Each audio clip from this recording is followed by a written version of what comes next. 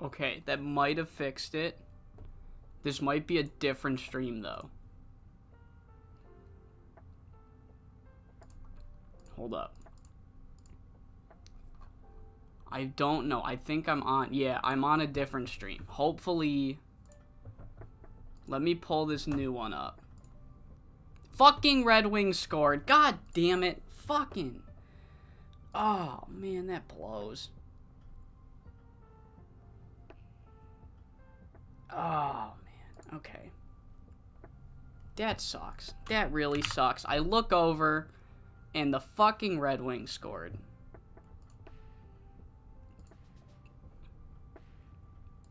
Okay, give me a minute. I can't see the chat right now.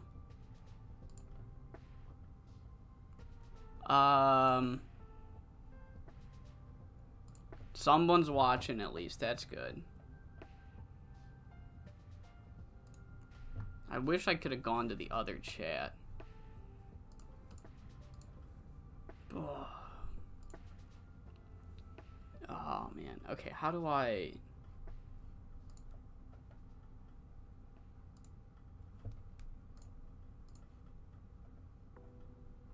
I'm in here. Okay. Fuck. I went... Oh, no. I didn't post a link. Oh, I'm sorry. Oh, no. Pop out the chat. Get the new chat going. Oh, and I had people coming in, too. Which is quite the shame. I don't like doing that. Maybe if I make a community post. Okay, give me a minute. I'm gonna make a community post for everyone. I'm making a community post. View my channel. I don't know how to... I can't really access the old chat. Maybe if I go to the other stream. Maybe I go to this stream. Sorry, this is fucking riveting content. I know. But... Maybe if I create a post. No, I promise I wasn't trying to get rid of you. I think I fixed the stream issues, and I'm not a professional. I don't know how to switch streams without ending it. So, everyone who was in... Oh my god. The old stream had to make a new one. Here's the link to join the stream now. Oh, I felt bad too. I was seeing people I don't see ever, and then I just fucking ended it. That hurts. That hurts. So hopefully I didn't do all that for nothing. Hopefully I did that and the connection will not be nearly as bad as it once was. I had fixed, I believe my bitrate output was too low. So I think that's, I think we're good. Alright, Alpha and Omega, you're back too. That's great. Sorry. Hopefully that fixes the problems. Also, are we talking about expanding COT and we're unsure about inviting PSW because of NYCW, but by lore... COT is... The fucking Red Wings scored again? Fuck, man. I'm turning this shit off. I'm sorry. I'm fucking turning that off. Yeah, so I remember... Sorry, let me move my mic. I remember when COT first became a thing. The goal was like, no, you can't run the same venue or same areas as other people. So, I'm like, well, we can't do PSW because of New York. And then I realized ICW is also the same as us. So, yeah, we could add PSW. I would like to add a Mexican and a Canadian first. So, I don't know about PSW, though. I don't want to make COT too big. I don't want to turn, like, I don't know why. I don't want to, like, take control of COT myself, if that makes any sense. But I do think we should expand it, definitely. Pittsburgh Steel. Where are you? Pittsburgh Steel. We could do Pittsburgh. PSW could be like our hard... No, because ICW is our hardcore. I don't know.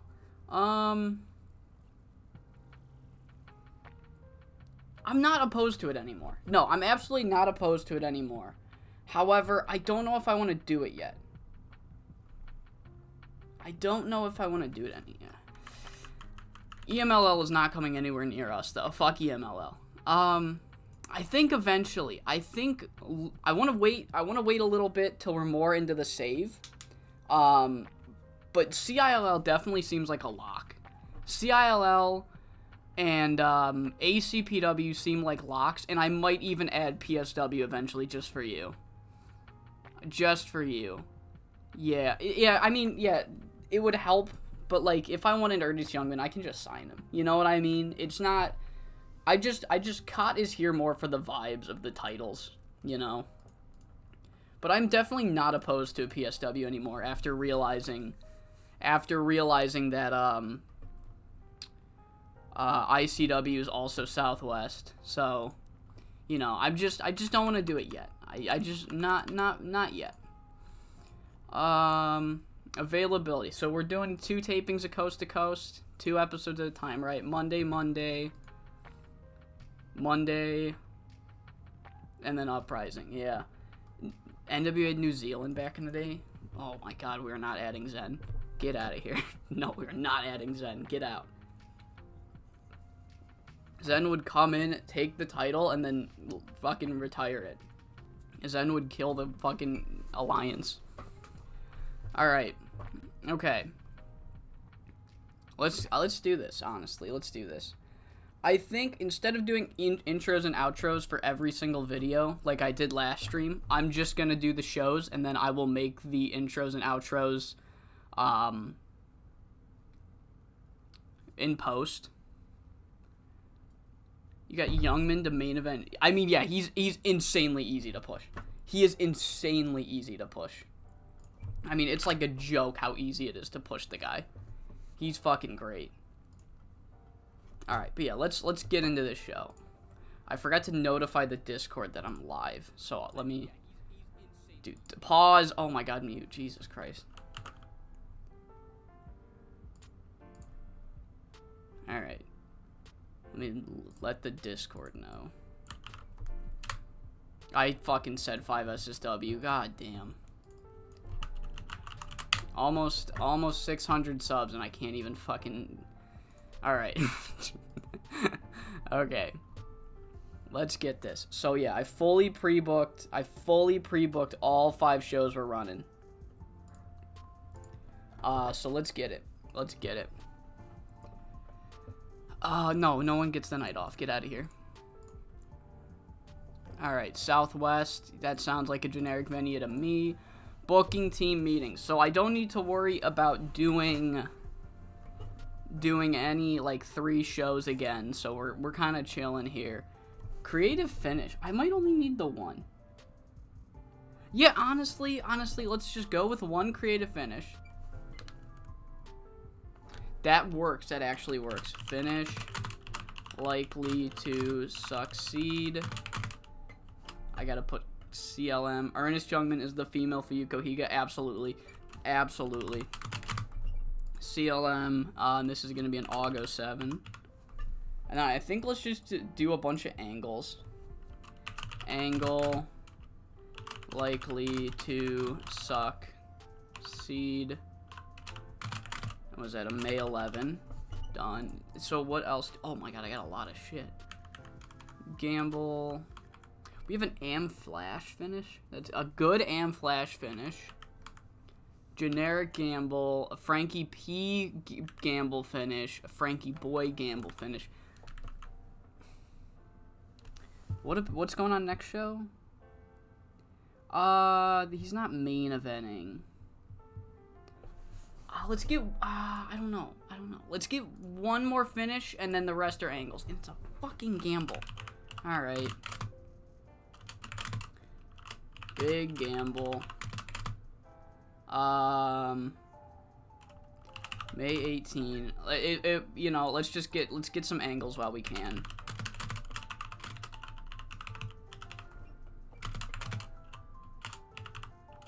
Joel 25, and then I'm out of energy. I shouldn't have done the finish. You went to an ICW show last week. Okay. 2 of the bloodiest matches. A man was set on fire twice. Okay, so wait. So I'm sorry. Were 2 different men set on fire, or was one man set on fire? He got put out, and then he was set on fire again. No, I'm sorry. I love you, Al Coleman. I'm sorry. I love you, Al Coleman, but yeah, if Fox Mask already hates me, I'm not gonna bring a guy he hates backstage. Alright, clash between Viento and Willow, that's fine, whatever. Team bonding. Yeah, that sounds like a great time, though. Okay, so I forgot to mention, I pre-booked the boys from the Yukon versus the SoCal Savages. As we know, Frankie Perez has been, doing some COT stuff. So we've brought in some NYCW guys, and they're going to have a tag match with Frankie and his brother. So that's just pre-booked ahead of time, but that's all that's pre-booked ahead of time. So we're gonna... I have too many creative ideas. Man, I have too many creative ideas. So I can use that tonight. Fuck. I only have 2 angles and a bunch of fucking gamble finishes.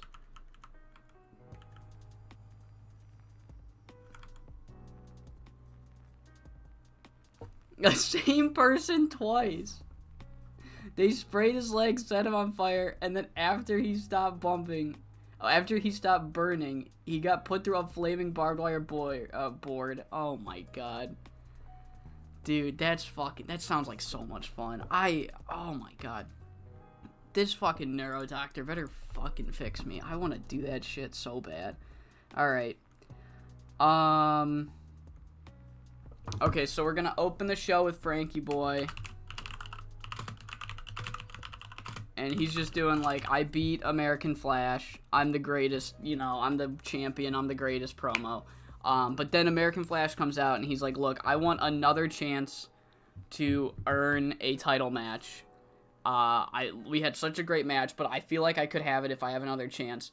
Let me earn another title shot tonight. Let's run it back after, what was it, for the first Coast to Coast.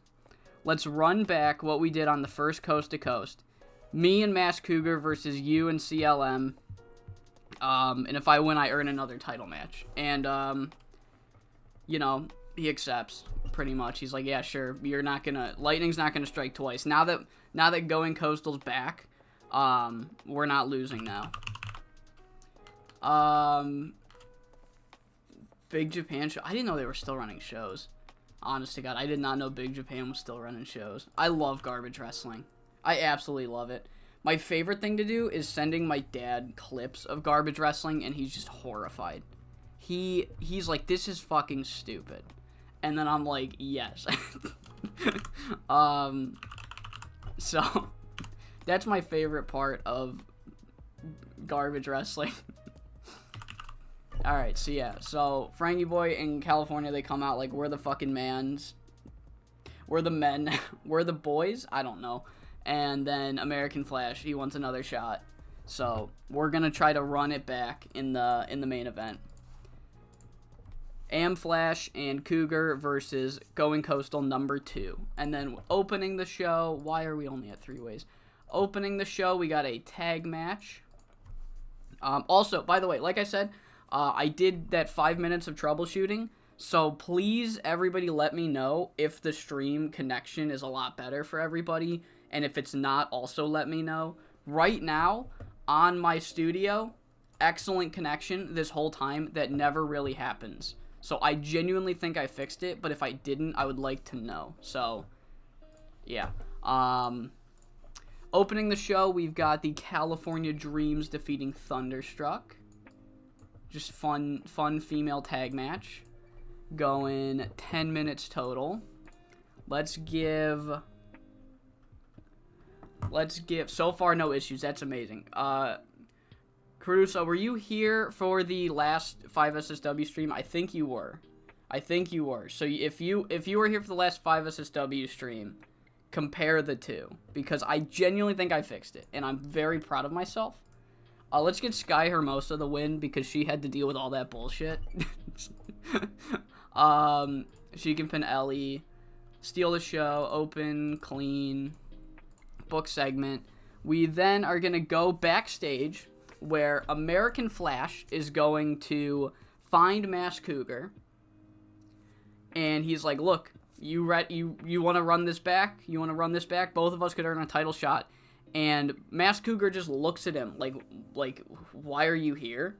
And Fox Mask, who we know who has talked to Masked Cougar at the end of the show, Fox Mask is like, dude, we're not doing this bullshit anymore. All right, Masked Cougar's in it for himself now. You got to go find somebody else. So we're not gonna have Going Coastal versus Flash and Masked Cougar anymore. Flash goes to get his partner. It does not go well. Alright. Seems better. That's perfect. That's actually perfect. Alright, so yeah, American Flash. I don't really think any of them can really cut a promo. Fox Mask the most. Let's just fucking... Honestly, this isn't gonna be one of those good angles, so let's just put everyone on, just script them. Maybe they'll develop some more, promo ability. No Holds Barred are doing stuff in Chicago, and Lord knows what stuff they'll pull. They had a chicken fight between two tag teams where Darren McCarty put the ref on his shoulders to the... Okay. Alright. Okay. So we're gonna have a video package then come out, just essentially hyping Tony DeWonderful as the, quote, next big name for CZCW. Like, a bunch, it's just clips of, Tony DeWonderful and a bunch of nameless, faceless people going like, this guy's special, you know, like, we never see them, we just hear voices, like, this guy's special, he's got next, look at this, you know what I mean, just, you know, right after Fox Mask and Masked Cougar, so, just kind of a hype promo. I want to do something with Tony DeWonderful, I really like him, so, hopefully, yeah, I'm aware, outside broadcast video, generic, just a hype video. Okay, then fucking pre-tape it, asshole. Alright, hype video for Tony DeWonderful, calling him the next star CZCW. Up next, we have the tag champs in action against Altitude and Viento Negro versus the Beach Boys. This match is going 11 minutes total, and Chet Chavez can get the victory. Let's pin Viento because he was being a prick backstage. Open, clean, just another match that's happening. Then immediately after, the Wildcats are #1 contenders, and like I said, I didn't know at the time if they were going to challenge for the titles at the pay-per-view, and they are not. They are not. So the Wildcats want their title shot next week. We're doing it next week. Darren McCarty body checked a guy. Still has that Stanley Cup talent in him. Alright. The pizza stream was fun as hell. We've done a bunch of collabs before. When 2020 first came out, we did a collab. We did like 2 Pride streams where one of them I don't want to incriminate myself, but the first one I was on something else, if you know what I mean. And yeah, and then we did a bunch of Dave together. Season 2 of Dave didn't really last that long because both of us got busy. But he was a part of the End of the Dave series. There's one old TCW stream. So we've done a lot of collabs before, but right now, we're just doing our own things, and we're both enjoying what each other's putting out. But honest to God, I will genuinely, unless one of us like just has to stop uploading forever, if we both keep just making content, I would be very surprised if we never do another thing again. So, no, we don't have anything planned, but that's one of my closest friends right now, so it's always like around the corner at any moment, a collab between us. So, El Jaguar. Oh god, this is another fucking anti-promo. Oh god, Chet Chavez can't. Oh no. All right, here we go. Here we go, guys. Let's do what I would call your best. Try your hardest.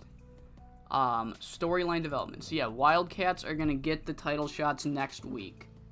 After that, we've got our Extreme Championship champion in a match, not for the championship, so it's a normal match. You are not Swipe Romero. Swipe Romero and Carlos Barrera.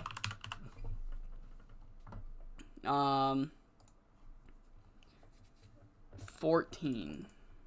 I got to see John Wayne Murdoch at a GCW show, like last year, and then I'm like, oh, this guy's pretty fun. He's doing some extreme stuff, and then I watched actual highlights of him, and then I'm like, damn, GCW's really fucking tame all of a sudden. I didn't even notice it. Like, it happened gradually, but like GCW stopped being like obviously they were never the fucking hardest of hardcores, but like they got really fucking tame. Like the last GCW show I went to, probably the last one I'll go to for a while, 2 matches ended in DQ. Like, why? Why? Were Megan Bain and Miyu Yamashita being such fucking pricks that neither would job to the other? Because I doubt that either would truly care. You know what I mean? But no, we have to have Jimmy Lloyd run in. And it's like, what the fuck are we doing? I don't know. Carlos Barrera wins. Alright, so he beats Swipe Romero. So we've got a bunch of just job matches, kinda. So then Luis wants a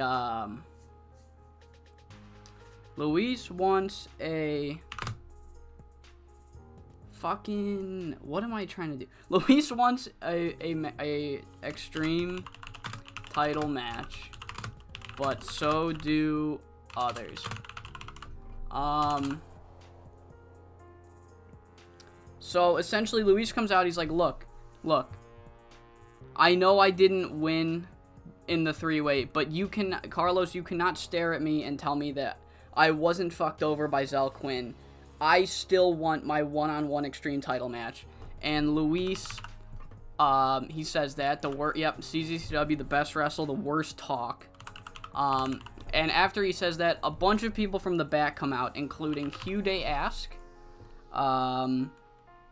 Air Raid Siren. Oh god, you are not talking, girl. Air Raid Siren and Miguel Rivera. They all come out and they're like, look, no, Luis, you have been monopolizing these challenges. We all want a chance to earn it. So, there's going to be a 4-way next week to decide who will become the #1 contender for the Extreme Championship. So yeah, 2 minutes, serious, scripted, save. Yeah, that's the thing though. They want to become a PWG super indie, but then they don't have the balls to like just let them wrestle. You know what I mean? Like, dude, the red one. Oh, fuck, man. Now I gotta check the score again. Oh. Okay, so the Red Wings scored 3 goals, the Blackhawks scored 2, and we're just going to fuck ourselves. Tara Vinen scored 2 goals. That's crazy good. Let's go. Tara Vinen's just like, yeah, I'm going to put the team on my back and let's still fucking lose. They don't have the balls. That's the thing that pisses me off. GCW doesn't have the balls to do a proper indie. Like if you want to do a super indie, then just let them wrestle for a long time.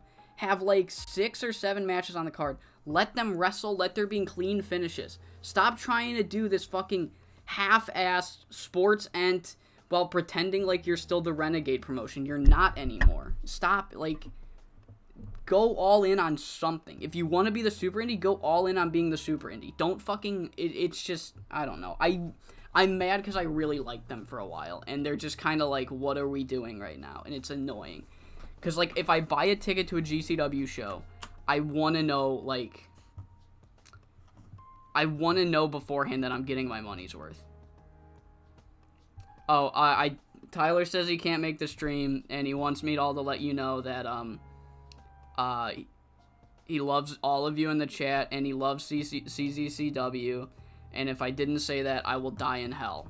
Which, I feel like if I'm already in hell, I've already died, but he sounded really, confident, so I didn't want to question that. Okay, so, back to the fucking card. So, after that, everybody in CZCW is busy right now. Everyone in Coastal Zone's busy. Nobody can team with American Flash except one man who's off screen. We hear his voice say, "Look, I want to get my hands on California Love Machine. I'll team with you." And Flash is visibly not happy, but he has run out of options, so he accepts. And we will find out who his tag partner is come the main event. Flash has found his partner, but at what cost? Question mark. It's a little teaser. It's a little teaser. American Flash, and then I can't put anyone else because that'll spoil it. So book the segment. Then we'll have our semi-main. Boys from the Yukon versus the SoCal Savages. Frankie Perez is going to go over. Either one can take the fall. It's not a big deal. NYCW guys coming in, promoting Cot. And then Frankie says, Chicago style is not real pizza. No, it absolutely fucking is. Get out of here. Get the hell out of here. Fuck you, Jon Stewart. Now I know you're a Jon Stewart burner account. Now I know you're a Jon Stewart burner account. Alright, Frankie says he's taking more time to focus on CZCW. Will focus on COT later. So he's essentially like, look, since the beginning of the year, I've been focusing my entire efforts on defending the COTT title, going to other promotions and fighting for COT. But I want to get shit back on track. He's a talk show host who shit on fucking Chicago style pizza for like 14 minutes, and everyone was like, "Oh, this is the funniest thing ever," and it's like every single joke you've ever heard. He's like, "Look, I've done nothing but defend COT, so I will continue to defend COT and COTT. If I go to another promotion, I will put 100% of my efforts during that promotion defending the COTT title. However, for the foreseeable future, while I'm in CZCW, I want to focus on CZCW." And yeah, essentially like focus on teaming with his brother, maybe recapturing the Coastal Zone title. Who knows? Who knows what his plans are? This is essentially me telling the fans, like, hey, Frankie's going to be doing some actual CZCW storylines now. Johnny Perez can be there. He can't talk. So, character development, I guess. Script it. So, here we go. Big reveal. Big reveal time. American Flash has found his tag partner. It's going to be a 1-minute angle. It was fucking, like, okay, I'm gonna be honest. I'm not one of these Chicagoans that's, like, only eating deep dish, you know? I will admit, a good deep dish pizza does not even compare to a good, just regular flatbread, you know? But, like, there are people that, like, will die on the hill that it's not real pizza, and it's like, you all can go cry about it. But yeah, deep dish is delicious. My only issue is that if you don't let it cool, you can't pick it up. It spills everywhere, every fucking time. Alright, so American Flash, he has this big reveal. Who's his tag partner, guys? Oh, it's Heartbreaker. It's fucking Heartbreaker. And everybody's like, oh. Nobody was happy. The only man that he could find a team with him was fucking Heartbreaker. Who, if you remember, California Love Machine told him to grow up, stop crying, stop being a little baby bitch. And, yeah, so that's why he wants his hands on California Love Machine. So, California and Frankie Boy versus Heartbreaker and American Flash in the main event. This one's going 20 minutes. Creative finish I have. California Love Machine will get the pinfall victory over Heartbreaker. Open, slow build, clean. And then, yeah, going coastal, essentially, they're taking a victory lap. Are called out. They're not taking an actual victory lap like Braun Strowman when he does that running spot. However, they're mid-celebration. Yeah, Heartbreaker main event, baby. They're mid-celebration. They're, like, taunting American Flash. He's like, dude, get to the back of the line. You're not getting another shot at this. And then the SoCal Savages come out. And Frankie Perez and Johnny Perez, they're like, we don't think you're that fucking good. We're trying to establish ourselves in the tag team division. And what better way than to take on this clearly fragile reunion of the of Going Coastal. So Johnny Perez and Frankie Perez call out Going Coastal to end the show. Foreshadowing is fine. We'll improvise it, see if it's working. 95 minutes. We're 95 minutes. All right. What creative ideas can I use? I have one likely to succeed and one near certainty.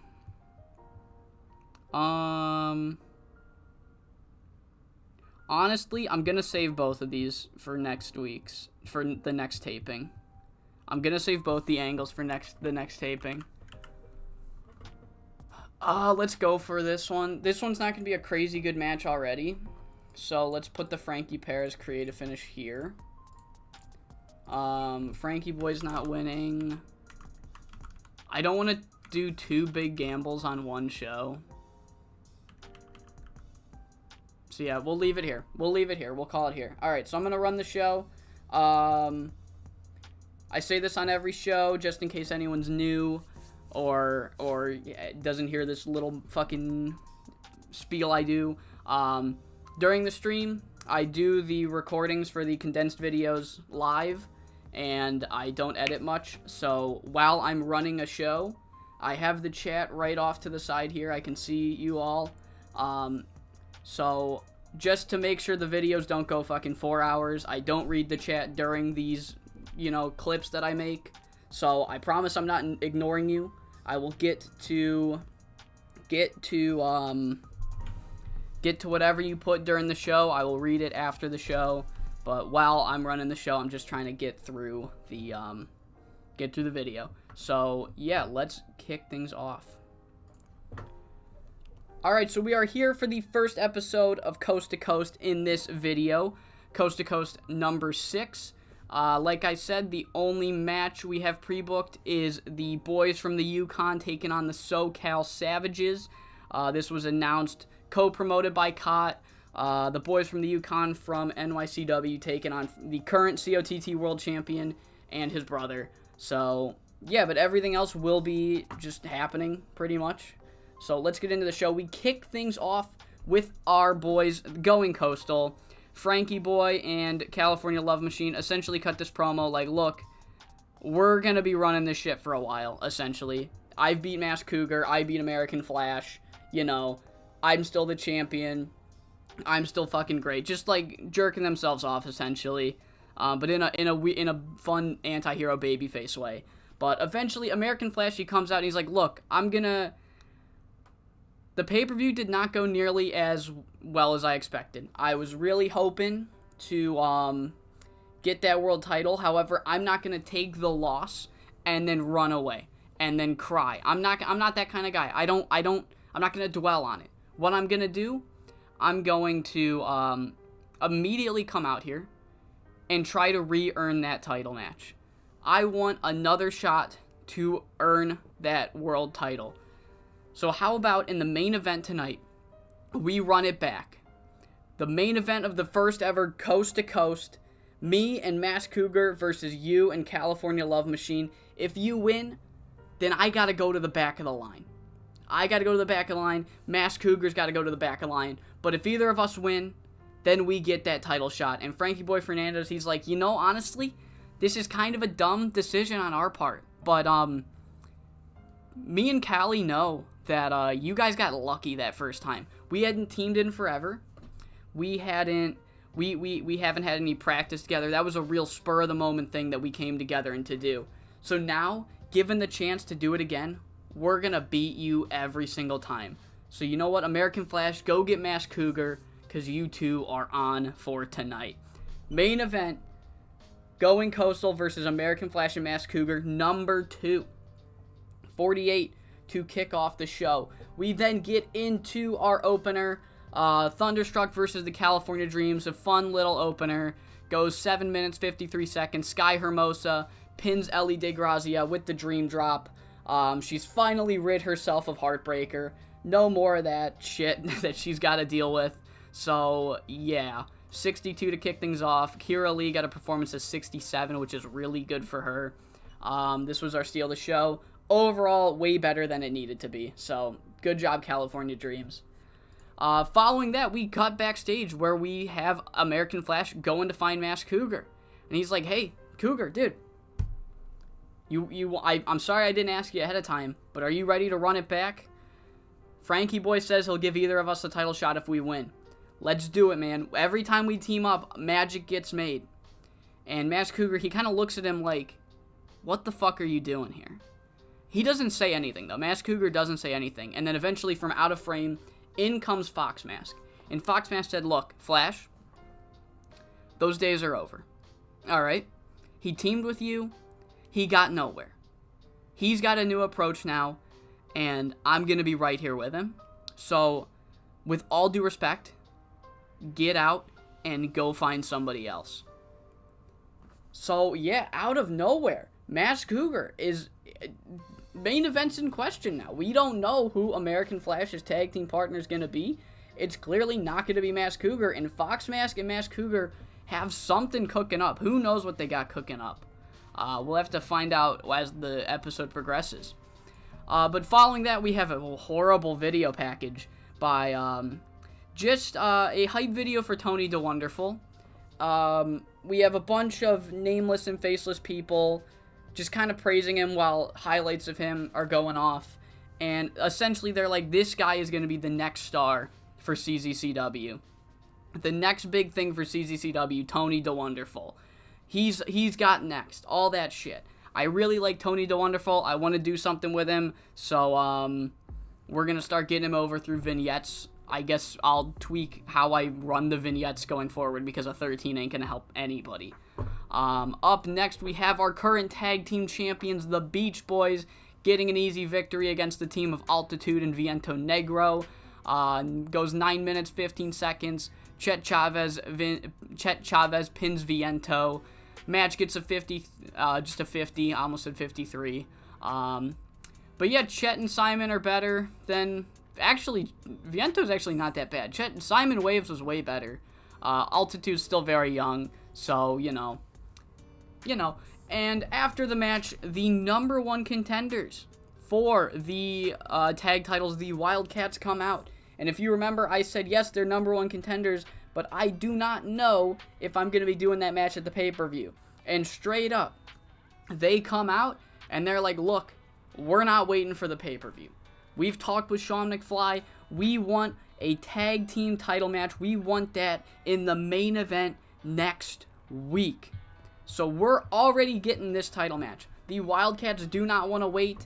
They're all fired up after beating Gangster Nation, and they want to ride this wave of momentum as quickly as possible.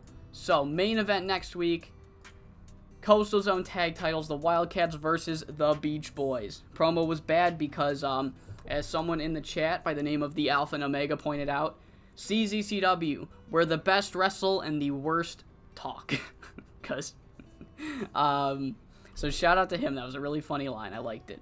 Up next, we have our Extreme Champion in some action against Swipe Romero, who, Carlos Barrera, if you would have told me in 2016 Carlos Barrera would have been one of the honestly better names on the CZCW roster, I would not have believed you, or I thought you would have talking about the alt mod, and I'm like, oh yeah, probably. That mod's really fun because it's juiced. But no, Carlos Barrera is underratedly good for me. So, you know, putting him in a match is a good idea. So, he wins in 12 minutes and 6 seconds, hits the Curb Your Enthusiasm, and immediately after the match, he is confronted by Luis Montero Jr., who says, look, pay-per-view, I wasn't the one pinned, Carlos. Oh, fuck, was he the one pinned? Oh, shit. I hope he wasn't the one pinned. I'm just not going to say that. Restarting the promo. So Luis comes out and he's like, look, I know I wasn't successful in that Extreme title match at the pay-per-view. However, Carlos, I can tell you're a man that talks with your fists, and I appreciate that about you. Alright? I appreciate that about you. And you objectively can look at how I was fucked over by that virgin Zell Quinn. And you cannot tell me that I do not deserve a rematch. One-on-one. No Zell Quinn, just me and you for that Extreme Championship. And before Carlos can even respond, I doubt he would have given it to him, but before he can even respond, Hude Ass comes out and he's like, look, no. I've sat on the sidelines for too long.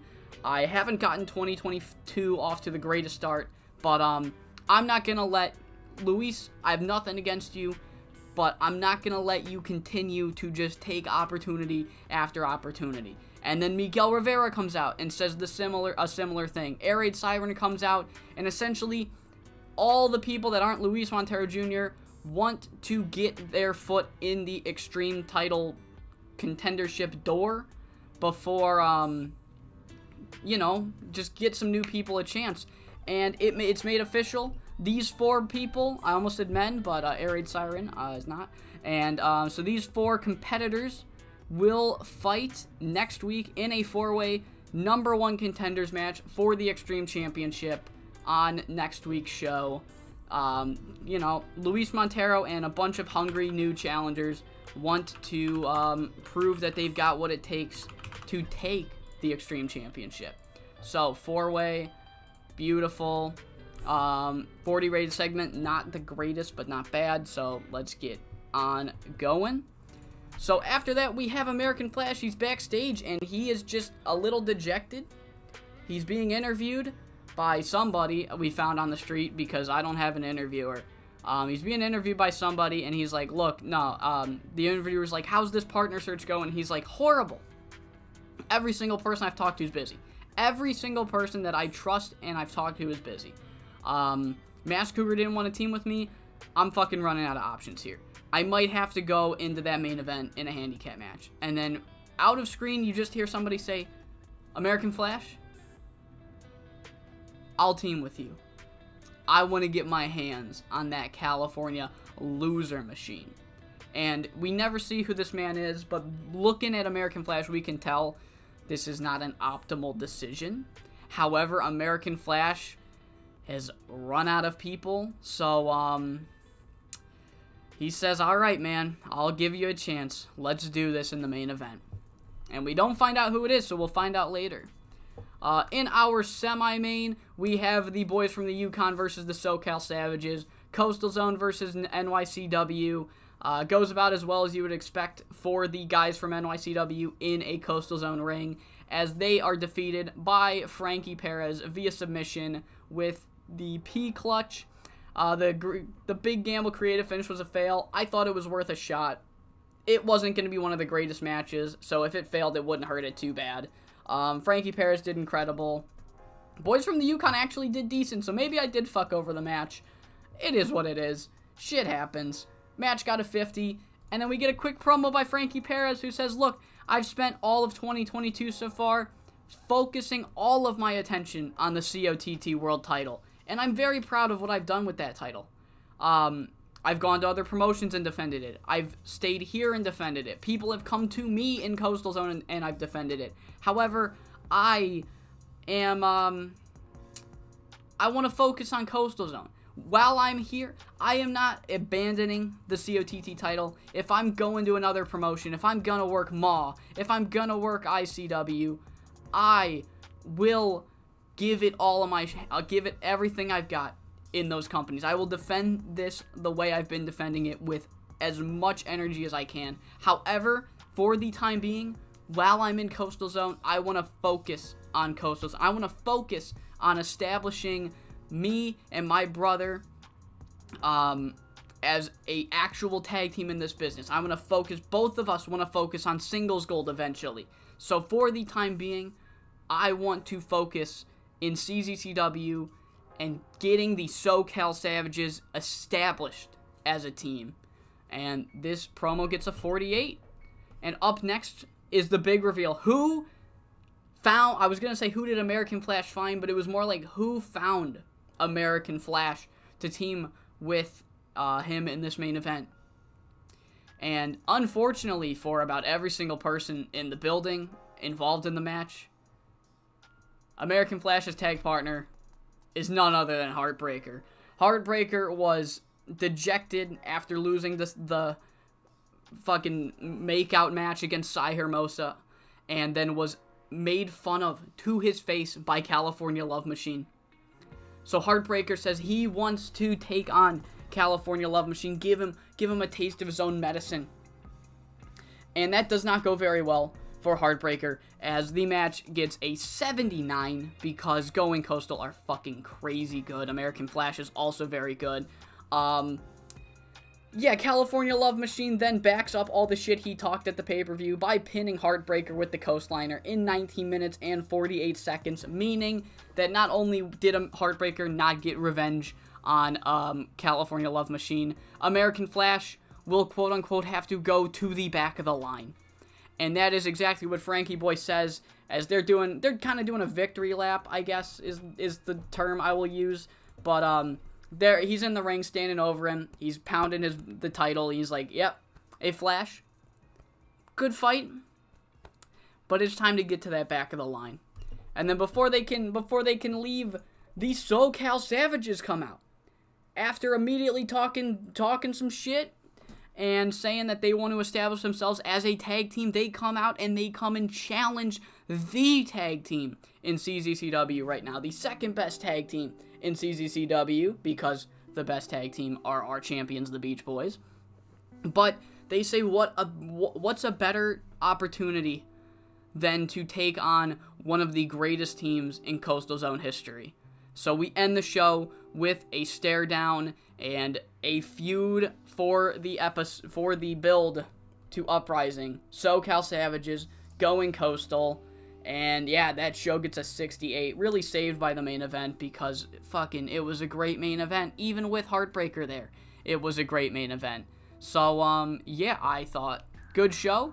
We've planted a lot of things for this 4-show build going forward. So let's get right into the next edition of Coast to Coast, episode number 7. Was this episode 5? I think CZCW episode 5. I should probably point 2, right? 5.2. Alright. What's with all the Franks? Dude, there are a lot of Franks. Frankie Perez, Frankie Boy, Honest Frank, Dirty Frank, Sassy Frank.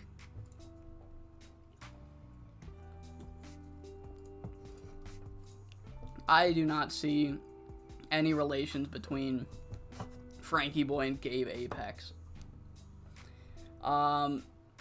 Dude, the math, it doesn't look like it's mathing, but it is dependent on product. Because our product is way more wrestling heavy, then the crowd rating's not gonna matter too much. Yeah, pretty much. What else did I miss? You only found out about us recently, less than 2 weeks ago. A guy on the TEW forums recommended my 5SSWC. Someone on the forums? Dude, I thought the forums hated me. I'm gonna be honest. I'm gonna be honest.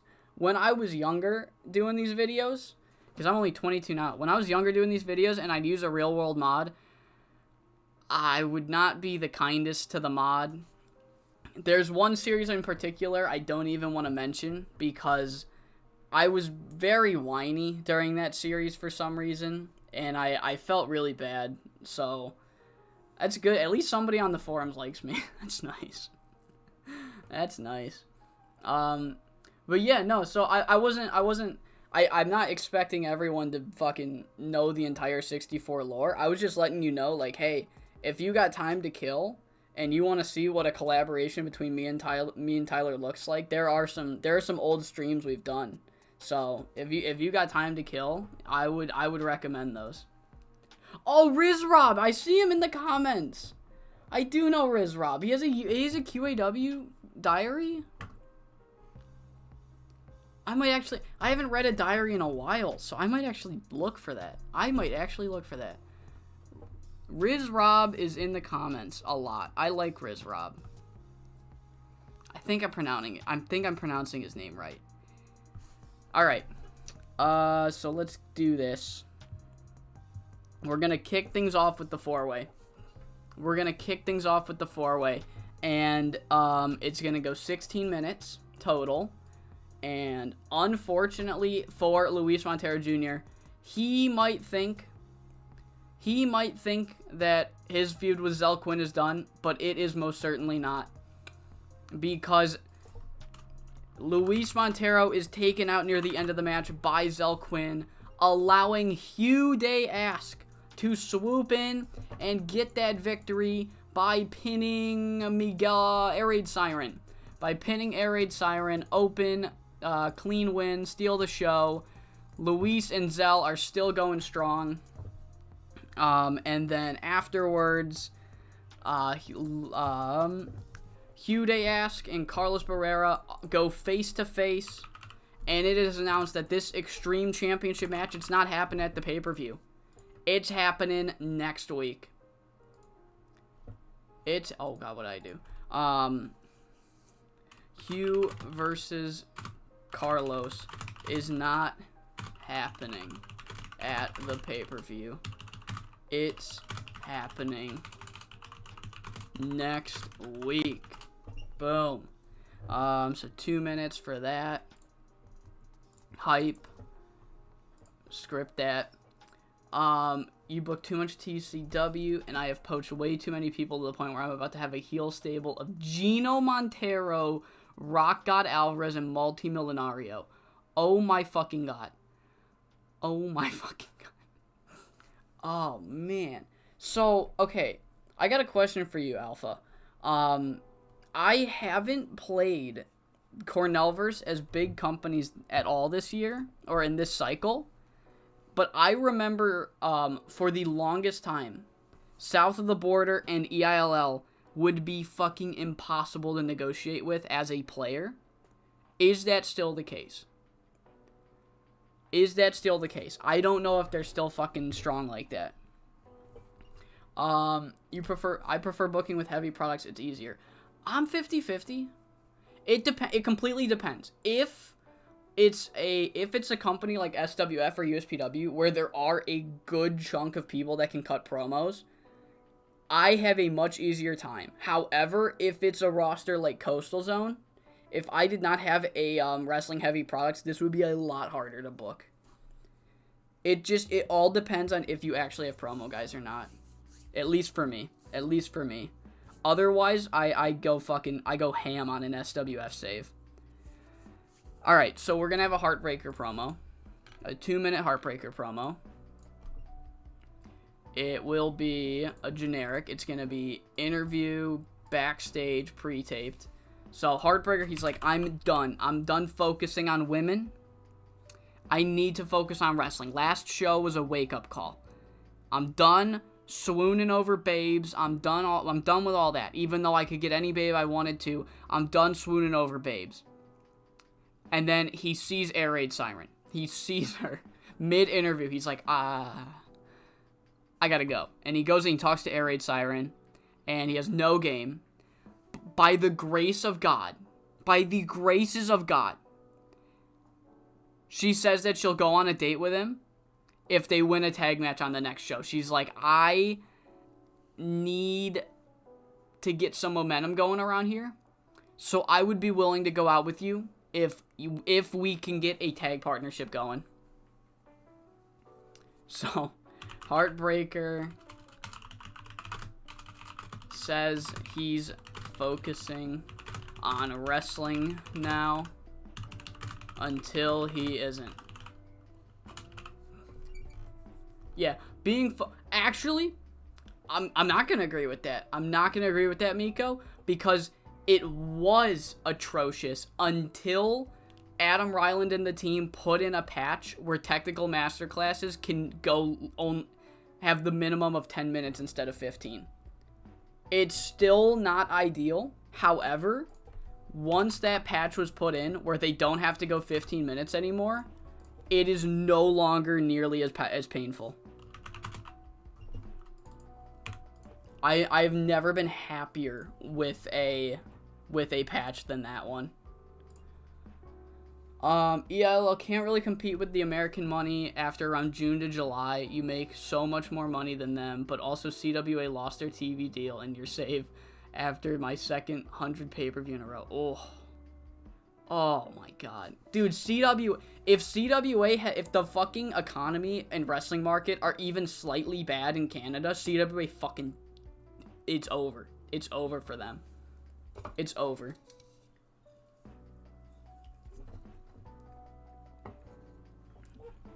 Yeah, TCW's definitely got the easiest product in my eyes.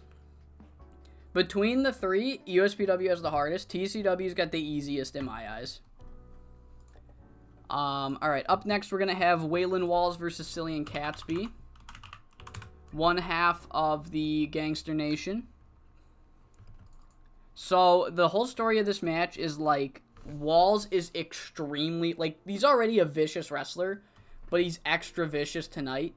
And Bullseye, who's at ringside, doesn't really do anything. He's just intently staring at the ring. And that's just the story, is that they're really intense today, and they're not in good mood. They are in bad mood, in fact. Alright. So, after that, Fox Mask and Masked Cougar explain their partnership, which is essentially what everyone's kind of assuming it is.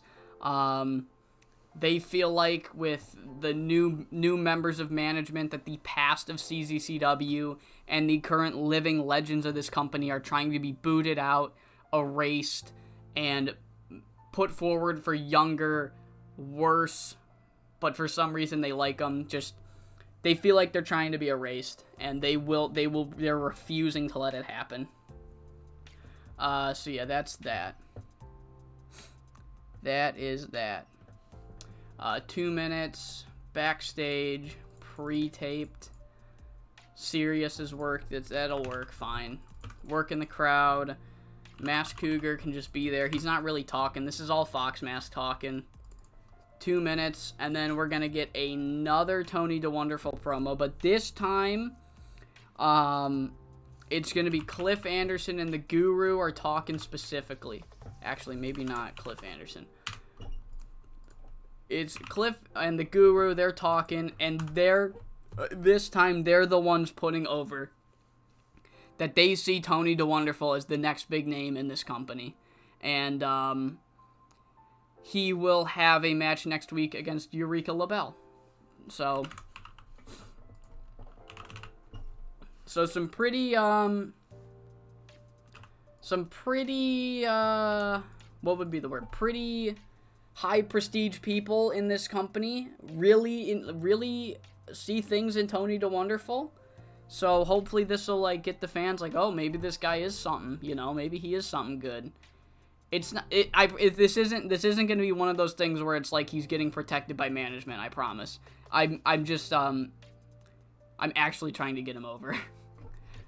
It's not management like, oh, this is our guy. They're like, hey, this guy is special, and we want to see what he can do against in a singles match next week against Eureka LaBelle.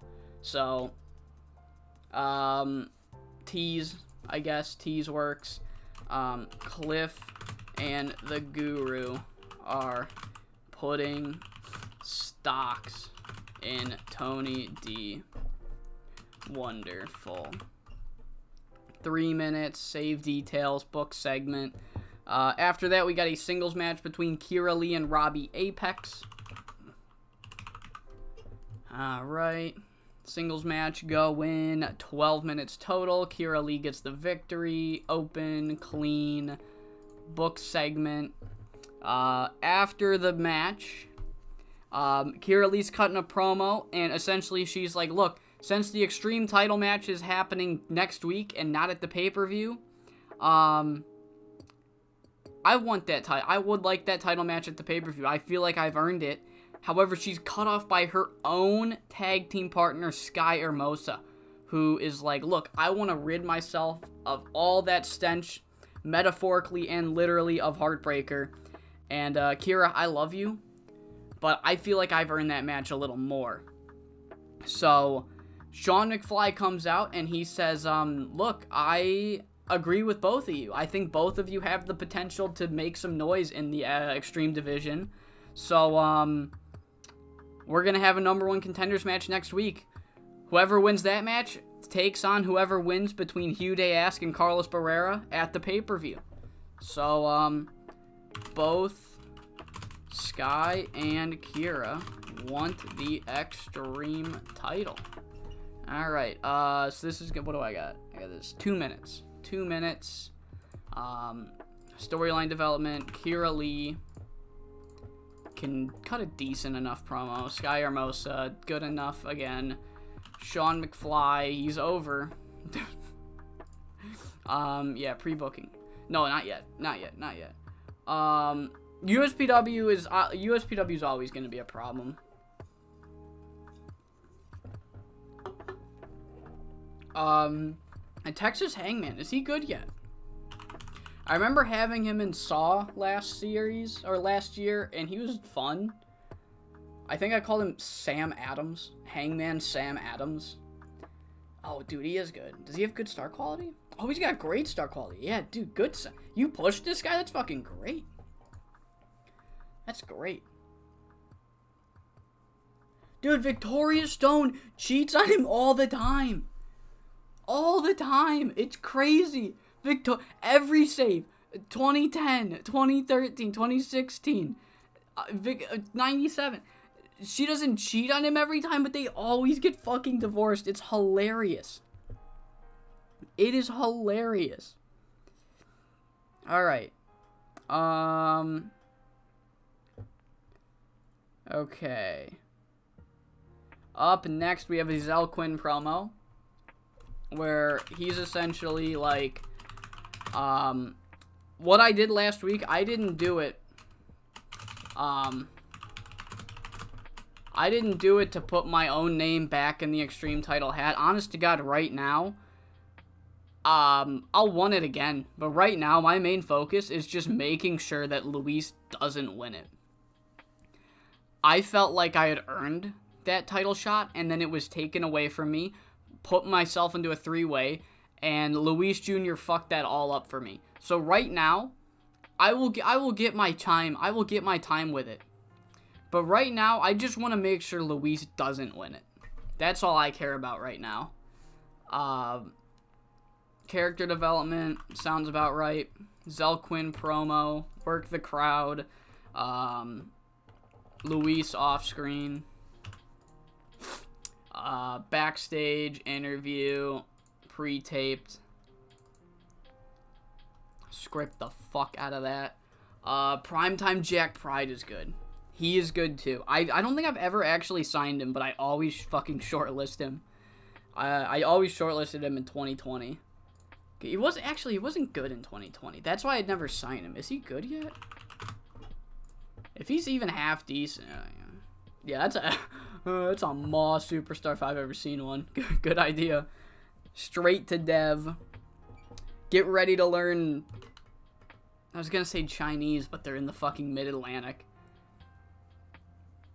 Get ready to learn Kentuckian. Get that famous language of Kentuckian. Alright, Fox Mask 2 versus American Flash. This one's going 16 minutes. American Flash goes over, open, clean, book segment, and then he's going to cut a quick promo. He's going to cut a quick promo like, Flash won't let last week weigh him down. He will go to the back of the line, but he'll be back at the I run out of fucking... I did. Awesome. Won't dwell on last week.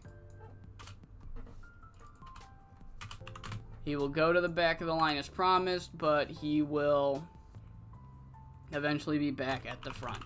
That's essentially the whole promo. That's essentially the whole promo. They aren't different from the rest of the South if you ignore the meth.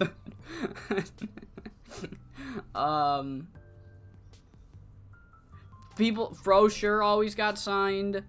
Gary the Entertainer would always get signed. He was Ernest, obviously, but that one's like, how do you not sign Ernest?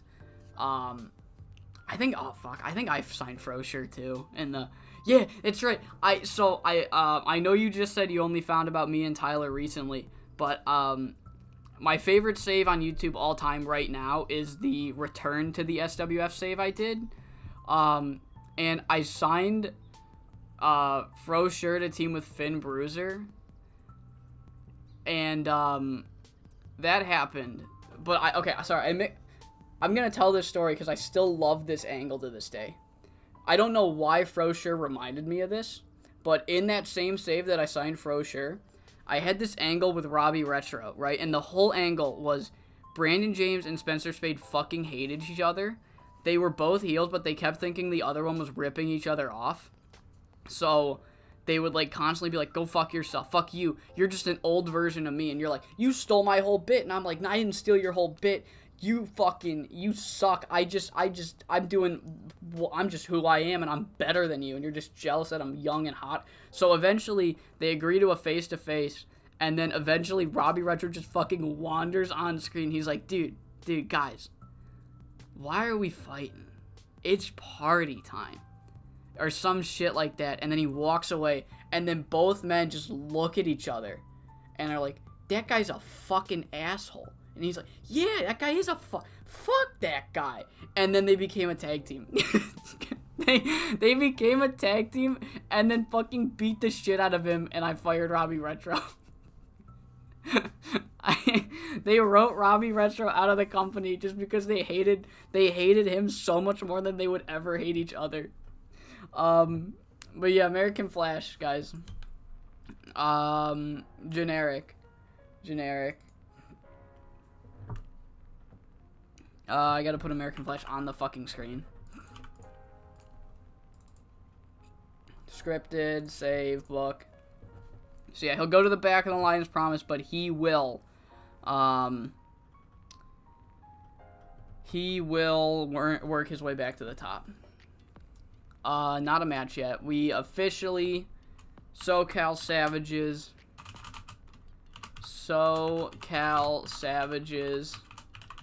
and Going Coastal agree to a tag match at the pay-per-view.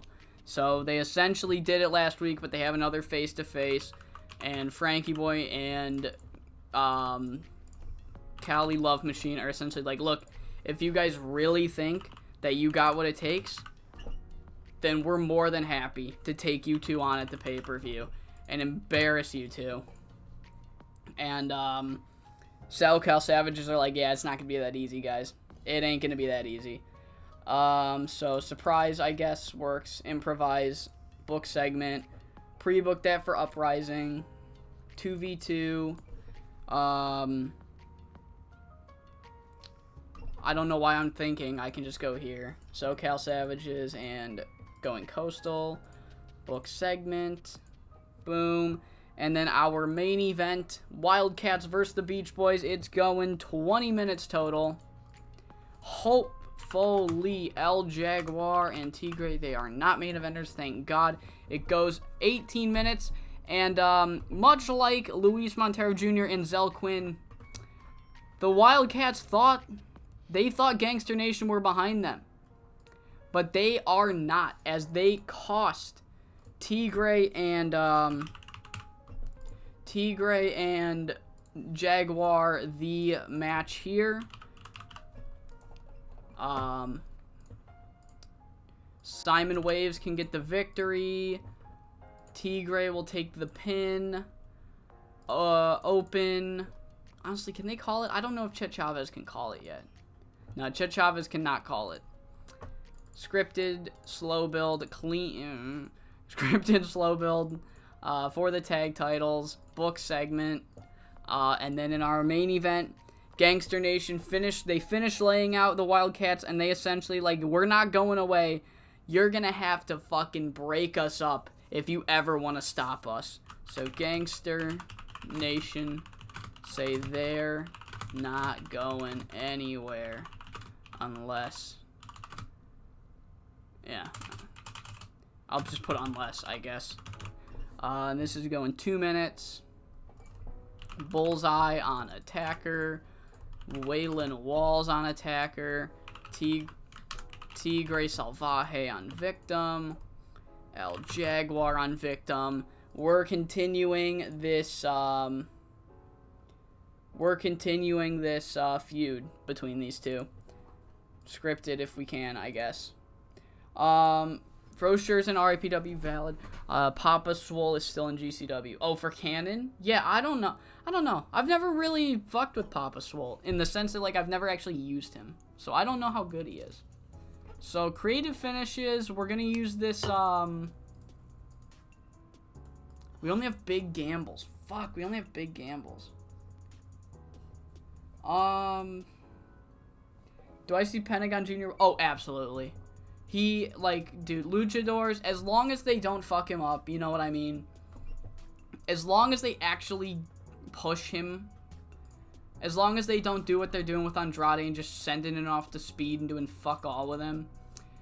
Luchadors have it a lot easier in WWE than AEW, because WWE will market them so much easier. They'll fucking sell masks and shit. Pentagon, he's got, like, he's got the catchphrase.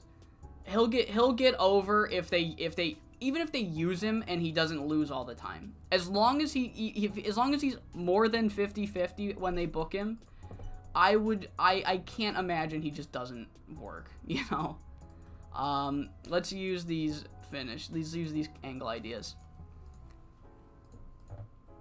I think Pentagon is I think both of them. Eventually, when Phoenix gets there, too. I mean, like...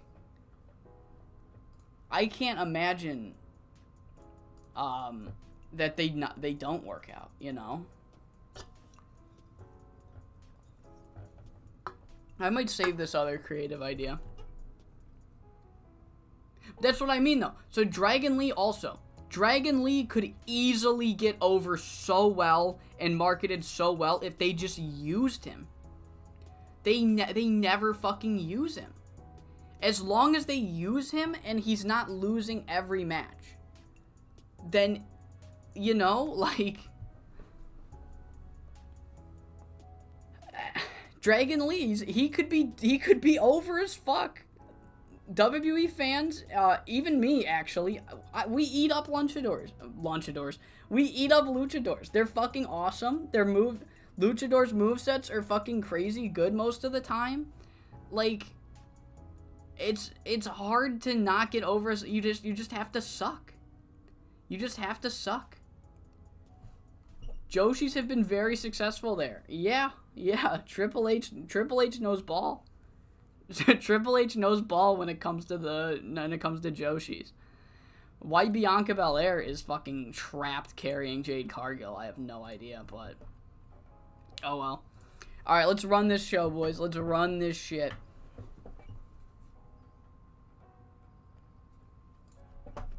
Alright, Coast to Coast number 7. We got 2 things pre-booked tonight.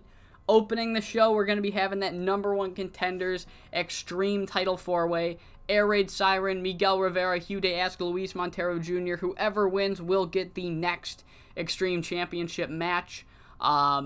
Luis feels like that he is owed a singles match. But Hugh, Miguel, and Air Raid are not just going to let him, in their eyes, quote, let Luis run this monopoly of challenges. If he wants his match, he's got to go through the 4 of them. And then, of course, in our main event, Coastal Zone Tag Team titles, Beach Boys versus Wildcats. Wildcats, can they pull it off? We'll find out in a minute. But winning the 4-way to open the show is not Luis Montero Jr. It is Hugh Day Ask who gets the victory. Because despite what Luis Montero was thinking and hoping, he is not done with Zell Quinn. As near the end of the match, how long does this one go? 13:21. At around the 12-minute mark, Zell Quinn runs in, takes out Luis Montero Jr. as he's going for his finish, and then they brawl to the back, allowing Hugh Day Ask to come in, hit Air Raid Siren with the cutthroat driver, get the victory, and Hugh Day Ask has secured a number 1 contendership shot. 57, good way to open the show. And then afterwards, Carlos Barrera comes out. They go face-to-face. And it is announced through commentary and a graphic on the screen that these 2 will not be fighting at the pay-per-view. They will be fighting for the Extreme Championship next week. Aussie Rules match. Carlos Barrera, Hugh Day Ask next week. Extreme title pre-book. Beautiful stuff.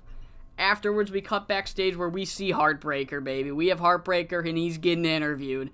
He does what he does best, and that is not swooning over a woman, actually. He is being interviewed, and he says, look. My first passion has always been the women. I love the ladies, and life in prison as a ladies' man. However, my job has been taking a back seat because I'm too much of a player.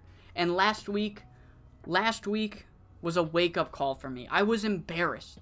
I was embarrassed. I embarrassed my tag team partner, and we lost that tag match in the main event. So from now on, I promise, I'm done focusing on women until I can get my wrestling back. And then he stops himself because he sees Air Raid Siren from the distance. And then the camera pans over, it shows her, he's like, I'm sorry, I gotta go. And then he goes over and he talks to Air Raid Siren. He's like, look, baby,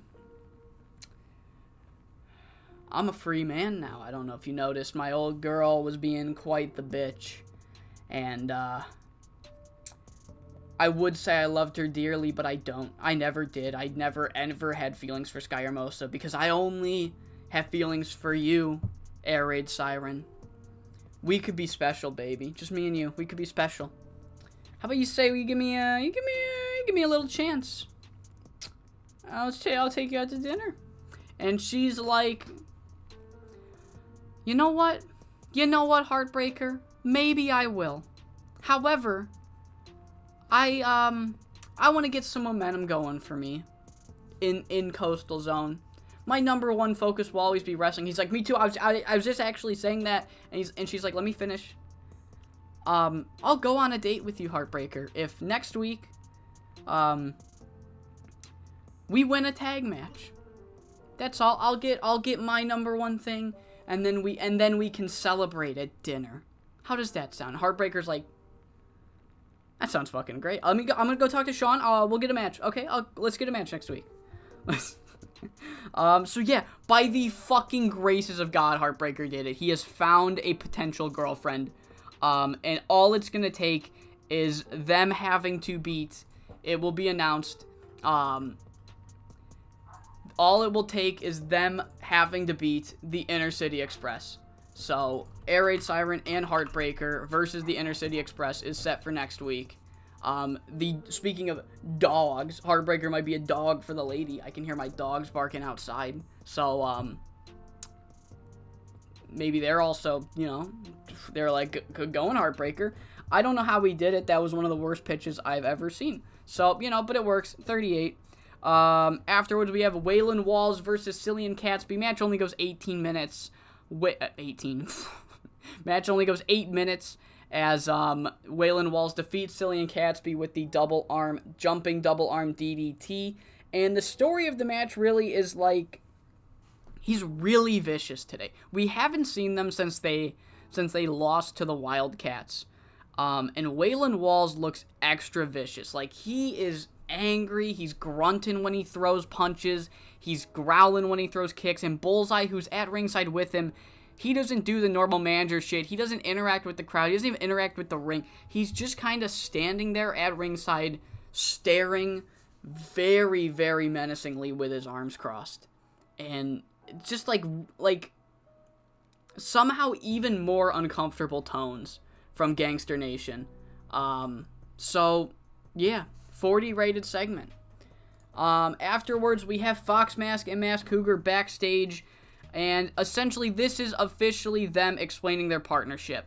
And it's pretty much what Fox Mask was talking about when they first met up at the last pay-per-view, where they feel like they're being erased. They are cornerstones of the history of CZCW.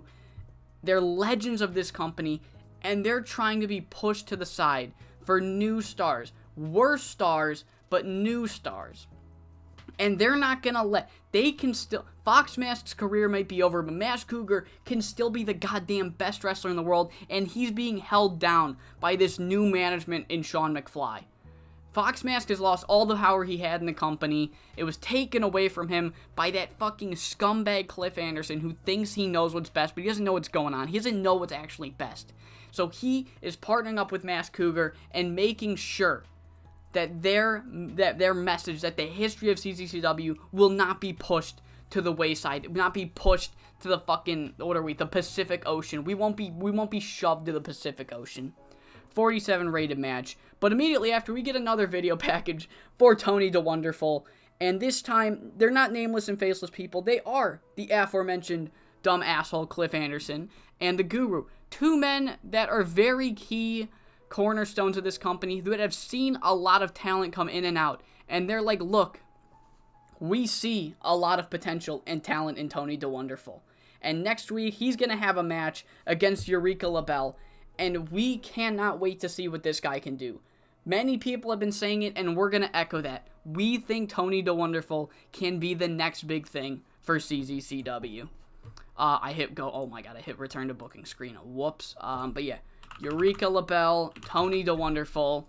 Not a debut, but a re-debut after these two vignettes, essentially. So following that, we have a Kira Lee match, because if I put Kira Lee in a match, it does well, because Kira Lee is good.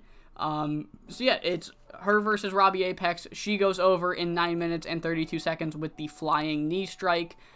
Good performance from both, just from Kira, I guess.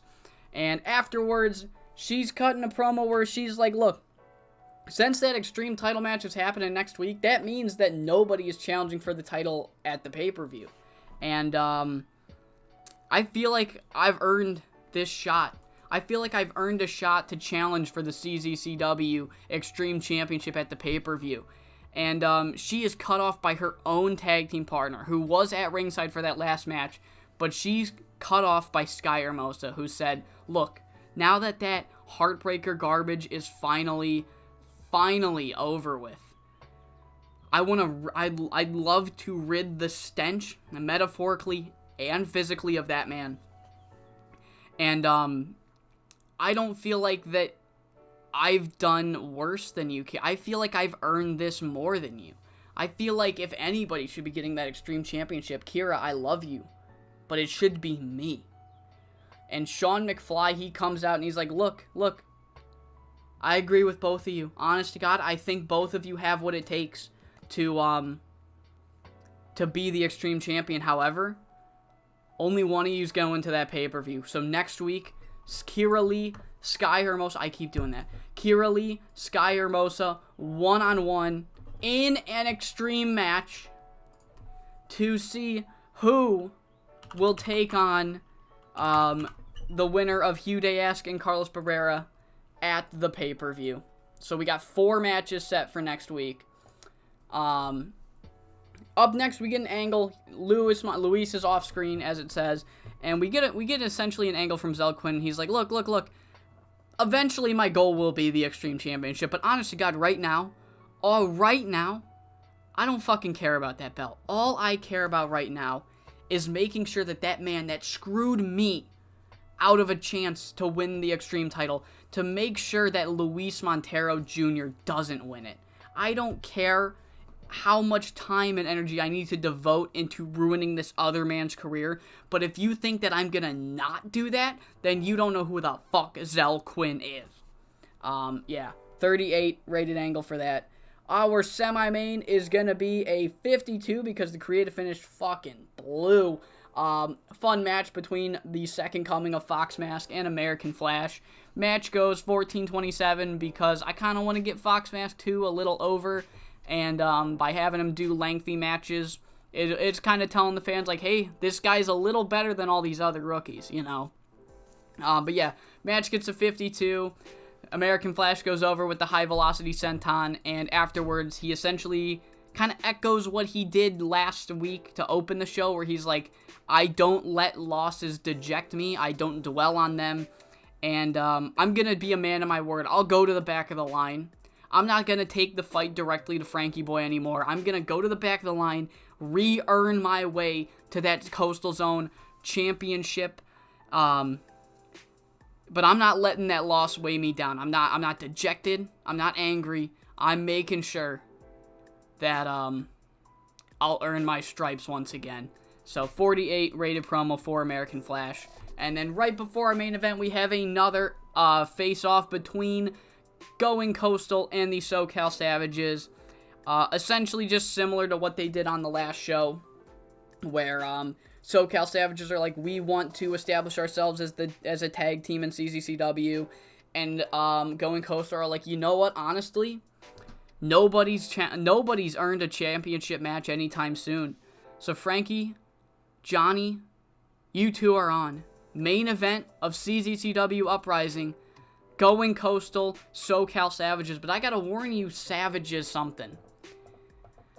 You're not really gonna be proving anything. All you're gonna be proving is that Frankie is, kind of giving his brother handouts. That's all that's gonna get proven. So, yep, first match set for Uprising. Main event, Going Coastal versus the SoCal Savages. That angle gets a 60, but it is time for the tag team title main event match. The Beach Boys versus the Wildcats. The match goes 18 minutes, something. I put it at 18 minutes. And the Wildcats, they have their finisher lined up when all of a sudden, these extra aggressive members of Gangster Nation, Waylon Walls, Bullseye, they come out. They are not done with the Wildcats. They run in. Bullseye attacks Jaguar. Tigre Salvaje Jr. is clocked in the side of the head by Waylon Walls, allowing Simon Waves and Chet Chavez to hit the beach break, retain their titles, make defense number 5 of the Coastal Zone Championships, and they acted on their own. Beach Boys did not plan this. They are not heels. Gangster Nation acted on their own, and they explain that they acted on their own. They say, look, the only fucking way that we're gonna let you two slide, I don't care that we won on the first pay-per-view. I don't care that we lost on that first pay-per-view. I don't care that we lost in the rematch. You're gonna have to fucking split us apart. You're gonna have to kill us off if you think we're gonna let up until we until we win and beat you and put you two in the fucking ground. And that is how we end the second edition of Coast to Coast in this episode. 55 rated angle. How did we do? We lost only 6K. We're going to make pretty much all of that back in broadcast revenue. And then we'll be good for the month because we're going to run the pay-per-view. So yeah, we're not, not the greatest finances in the world. We're not fucking making bank like we are in 5SSW. But we are very far from in trouble. In financial trouble. Alright. Yeah, I think, oh, no, renamed it to the wrong thing. I think it's for the best if I do the full intros and outros after, like, as I'm editing, instead of during the stream. Alright. So we got some time in between our next tapings.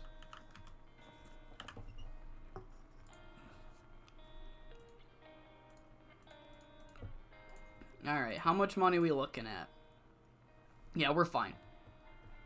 We're fine. Alright, that was a fun episode. I actually really had fun those tapings. Zippy Debril, if I need a talker. Pizza Legend, Zippy Devril. Zip the Lip. Oh, fuck, he is kind of good. He is kind of good. But yeah, like I said, I don't like making big changes until like month number 4 or 5 of the save, just because I want to get, I like the idea of like, especially when I do like a good bit of Cornellverse saves on my channel, I like the idea of like working with what I've got and establishing the roster I have before bringing in too many big names. But also, if you remember at the end of the last stream, Seth Whitehead is most likely coming in, so we gotta look out for that. What else have we got? Zip. So I've shortlisted Zippy though. He looks great. Blue Phantom has worked some CZCW. What the hell is that? Oh my god. Blue Phantom. Is he from Olay? No, he's not from Olay. He's worked Coastal Zone. I don't know. He's worked California.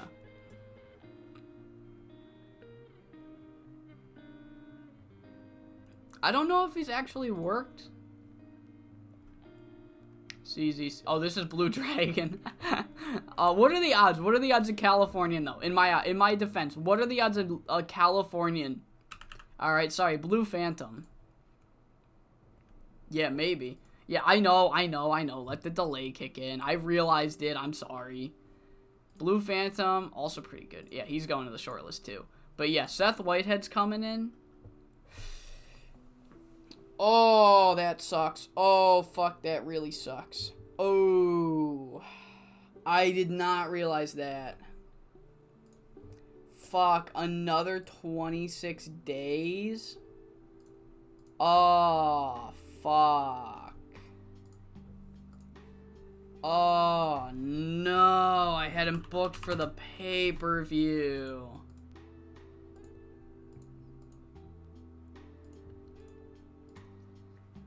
Oh, shit. Oh, fucking kill me.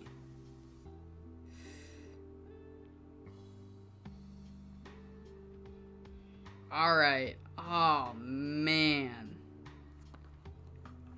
Fuck. I totally forgot about that. It doesn't begin until Monday, March 21st. Damn it. Oh, that's so close to the pay-per-view.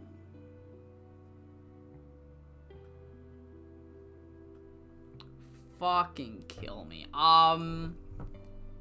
Okay, I was wrong. Okay, we're gonna get some live 64 rebooking off screen while I'm talking to y'all. So, okay. Good news. Good news is I didn't book him in a match. However, I did have him in an angle. So, this is actually not going to be that bad. I just need to rewrite the angle I had real quick.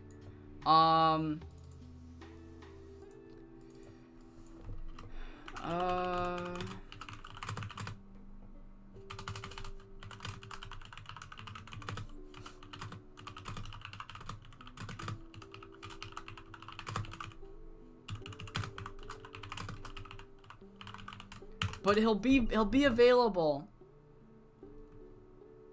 He'll be available for the next Coast to Coast tapings, right?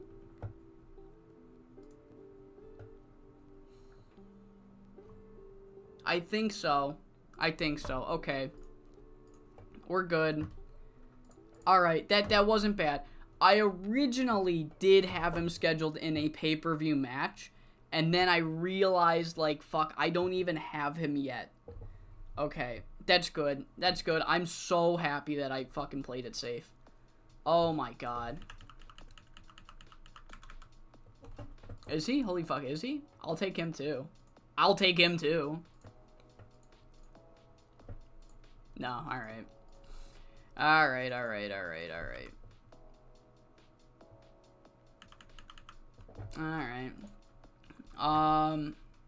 Yeah, sorry. Yep, Southwest. Yep, sorry, we're Southwest. I didn't see that. I was fucking in panic mode. I'm sorry.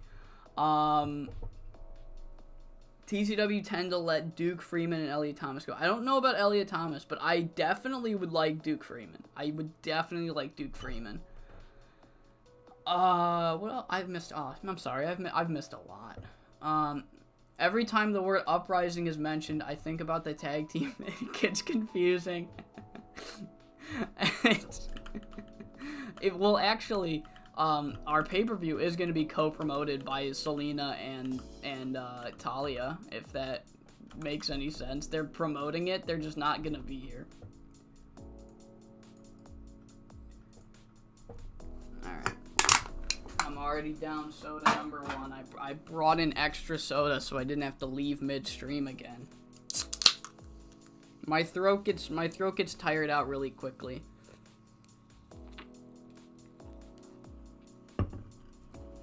Duke Freeman and Texas Hangman fucking sounds great. What year are you in? What month and year are you in your TCW save alpha?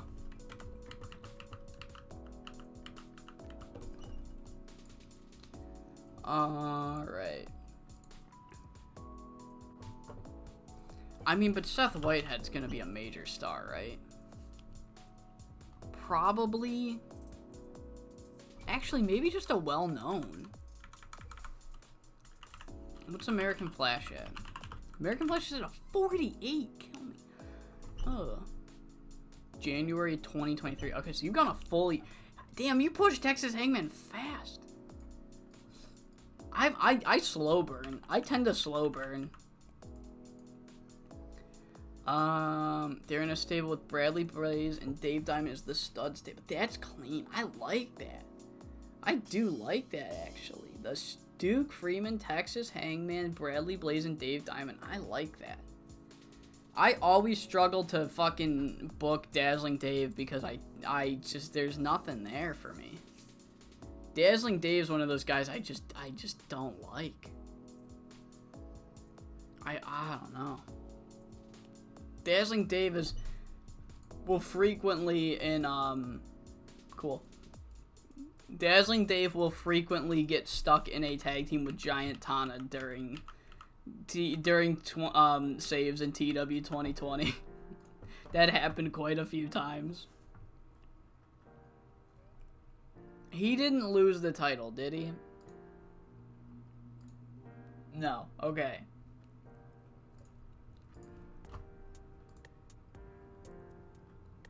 Alright.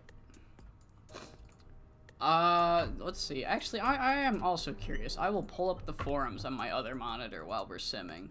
See where that is at. I've been keeping my eye on the Seaverse 97 and the, Derek B. Alt Timeline 2004 one. If you didn't hear about this, the guy that originally made the 97 mod, Derek B., is doing a 2004 update where essentially he's, instead of like taking the canon Seaverse and remaking it a year earlier, he's taking his 97 Seaverse and doing like a what if all these custom people I made for the Seaverse, what if we just took that and made it up, cranked it up 4 years. So like I think he has Tommy Cornell and Dave or some crazy shit. So, yeah, what am I doing? Let me link this in the chat. So, if you are interested in that, I've been keeping my eye on this. I also submitted a couple of new gens for him to put in. And whenever this releases, I'll probably do just a one-off stream of just, like, looking around and chatting with you guys on it.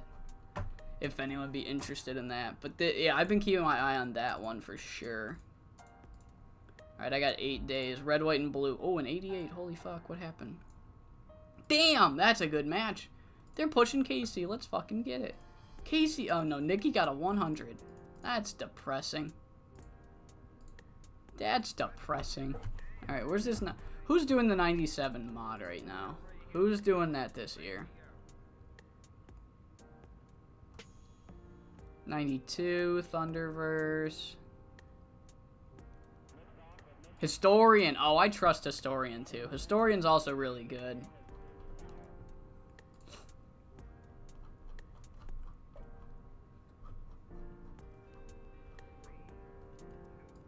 Progress has been steady. And he's getting help with some people. Alright, yeah, progress is looking good. Progress is looking good. I'd say give it a couple months and he'll be done with it.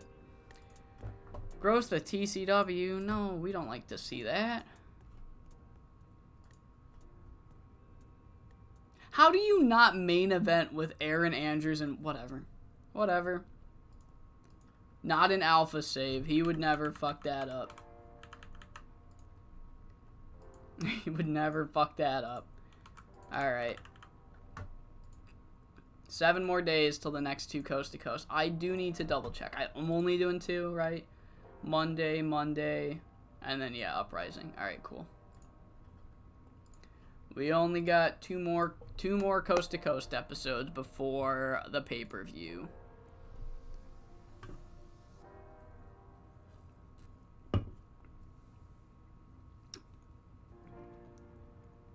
Quentin Queen on the pre-show? Oh, man.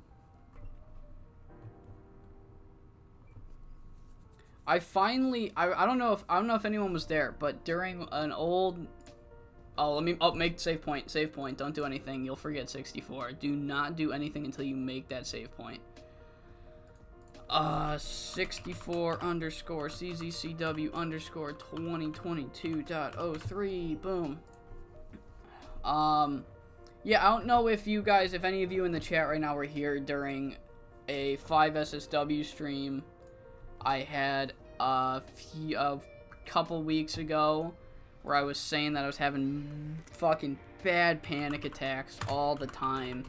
I finally saw my doctor about that, and they prescribed me some pills, and they are fucking working great. Honest to God, I haven't felt this good in a while. So...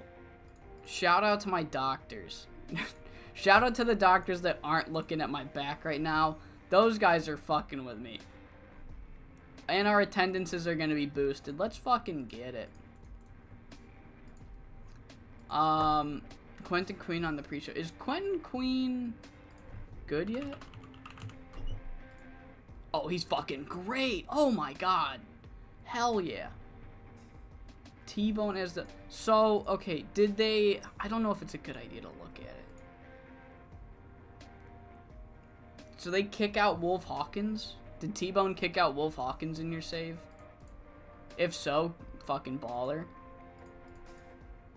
Oh my god, we can get Emmett Askey. No, we can't. Alright.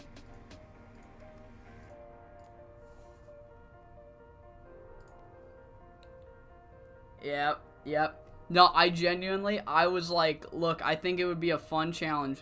When I first started that 5-star save, I thought it'd be a really fun challenge to keep fucking injuries on, keep them on medium. And then everybody got fucking hurt. The best decision I've ever done is playing every single save from now on low injuries.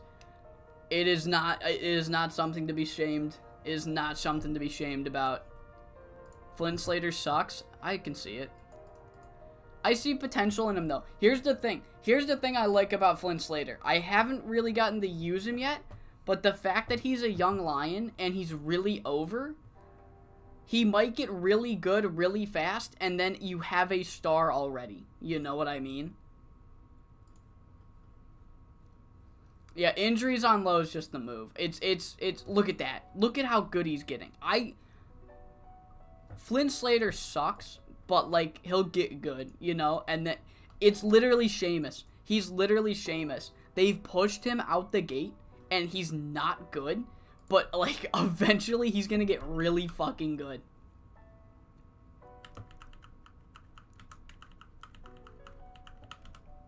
Austin Smooth back to black canvas. We got 5 more days to sim. 5 more days.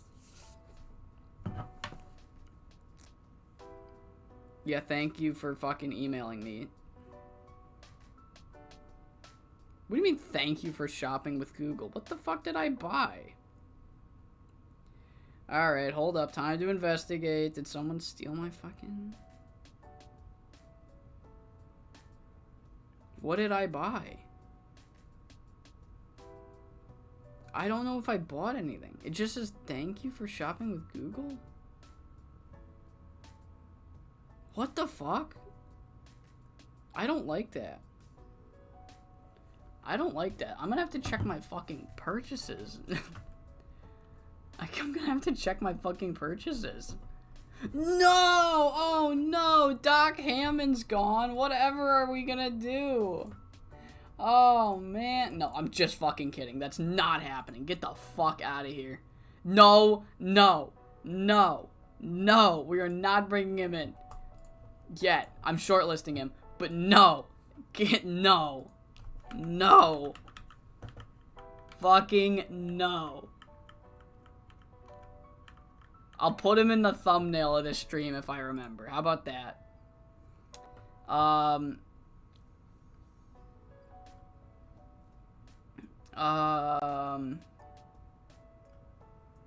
Damn, had to pivot. You had to pivot the All-Asian title shit. Oh, man. Like, okay, so the thing, yeah, right now, here's what I mean, though.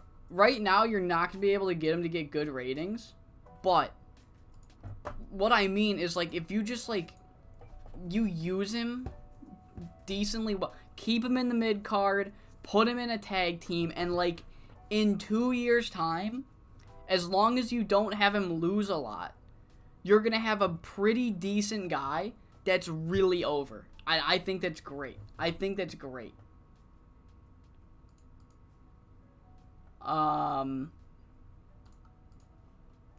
Yeah, we're not fucking bringing in Doc Hammond, guys. We're fucking no shot. No fucking shot is Doc Hammond coming anywhere near this company. Yet. Maybe eventually. I don't know. I've always liked the idea of fucking Doc Hammond coming in, and then he's just this big... He's like the biggest heel in the company, and everyone's like, dude, you fucking suck. Go away. Go away. Chandler, one more mention of that guy, and you're getting banned. We're not Dilbert the Georgian. We're not doing any Dilberts. No DeGeorges. I won't actually ban you. That was a joke. I just want to make sure. I'm pretty sure you could tell that was a joke. No, oh my god. No Dilbert. No Dilbert. Oh my god, that's a match made in hell. Everybody's pizza legend, Tana the Mighty.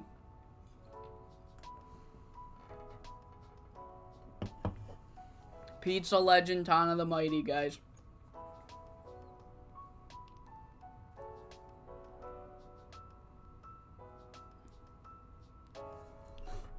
Alright. Oh, I don't want to look at that. Makes me sad. I don't like seeing the girls fight. Please stop.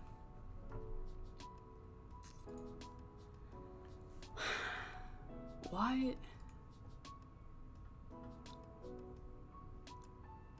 Why?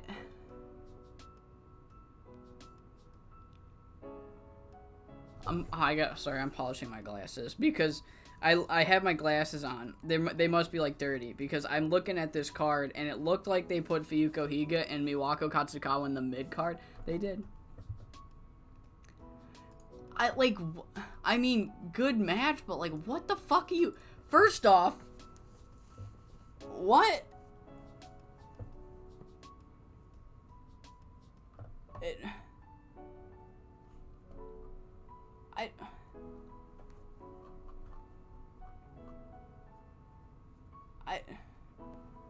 What are we doing here? This is why she got fired. Exactly, Chandler. This is why Devil got fired and replaced with Paige Croft. This is why she's What the fuck? Well, that doesn't break my heart because you didn't book Monster. That's the thing. If you had booked Monster to be the 5SSW World Champ, that would have broken my heart. That would have broken my heart. However, I am... Oh my god, do we need Enigma? We need Enigma, guys. We need... What are you doing? Oh, I don't think we need Enigma. I don't think we need him. Dr. Rudo? No way. What the fuck? Stable hater with her own stable, Miwako.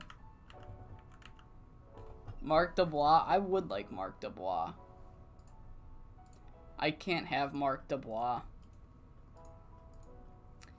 Let's see. Cockroach Carter. We're almost done. One more night. One more night, and then it's back to coast to coast.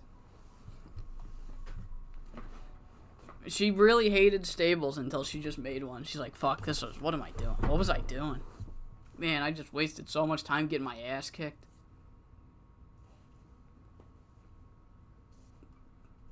Oh my god.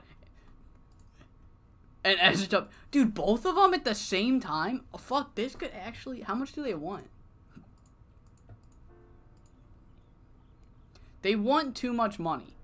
But honestly, okay. I would not be opposed to bringing in the New Wave as a team to be, like, the top heel guys. And, like, the whole gimmick is that everybody hates them because they're old and they suck. I don't want Tyson Bane, though. I'm not...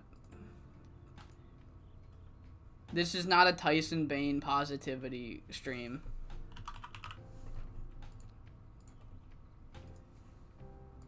Alright.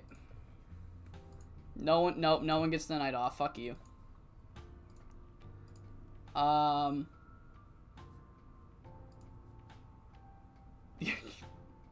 Kirby flamed her firing on her nemesis, Paige Croft.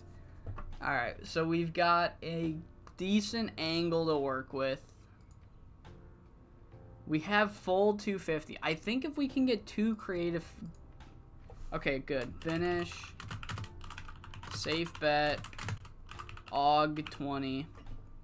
If we can just get 2... A CLM. Do I need a CLM? Let me see what I got going. That's no... No, I kind of want to, I'm going to go with her again. I'll use this eventually.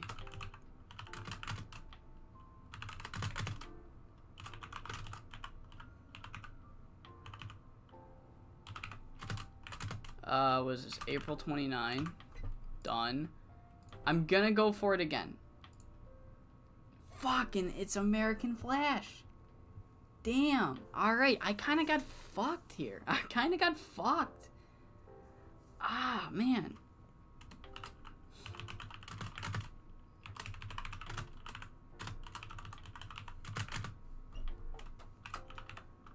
I could use this one at a later date, though. We're gonna spend the rest on angle ideas. It's fucking... Does American Flash, is this the only motherfucker we can write for? What the fuck?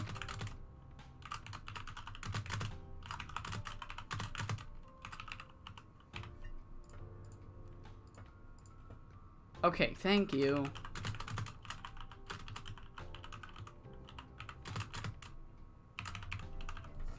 Alright.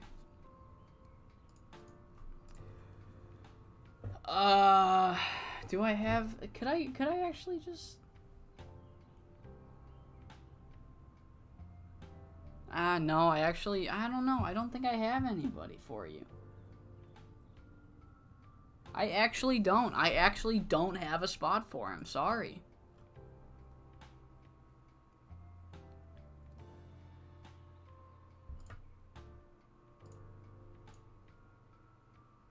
Okay, Mask Cougar, thanks. Fox Mask too. He's trying to keep the legacy going. He's like, they fired me. Maybe they'll fucking put you on the booking team because you're young. It's no longer becoming a gimmick, guys. Holy shit, and he's not bad at it. Fuck.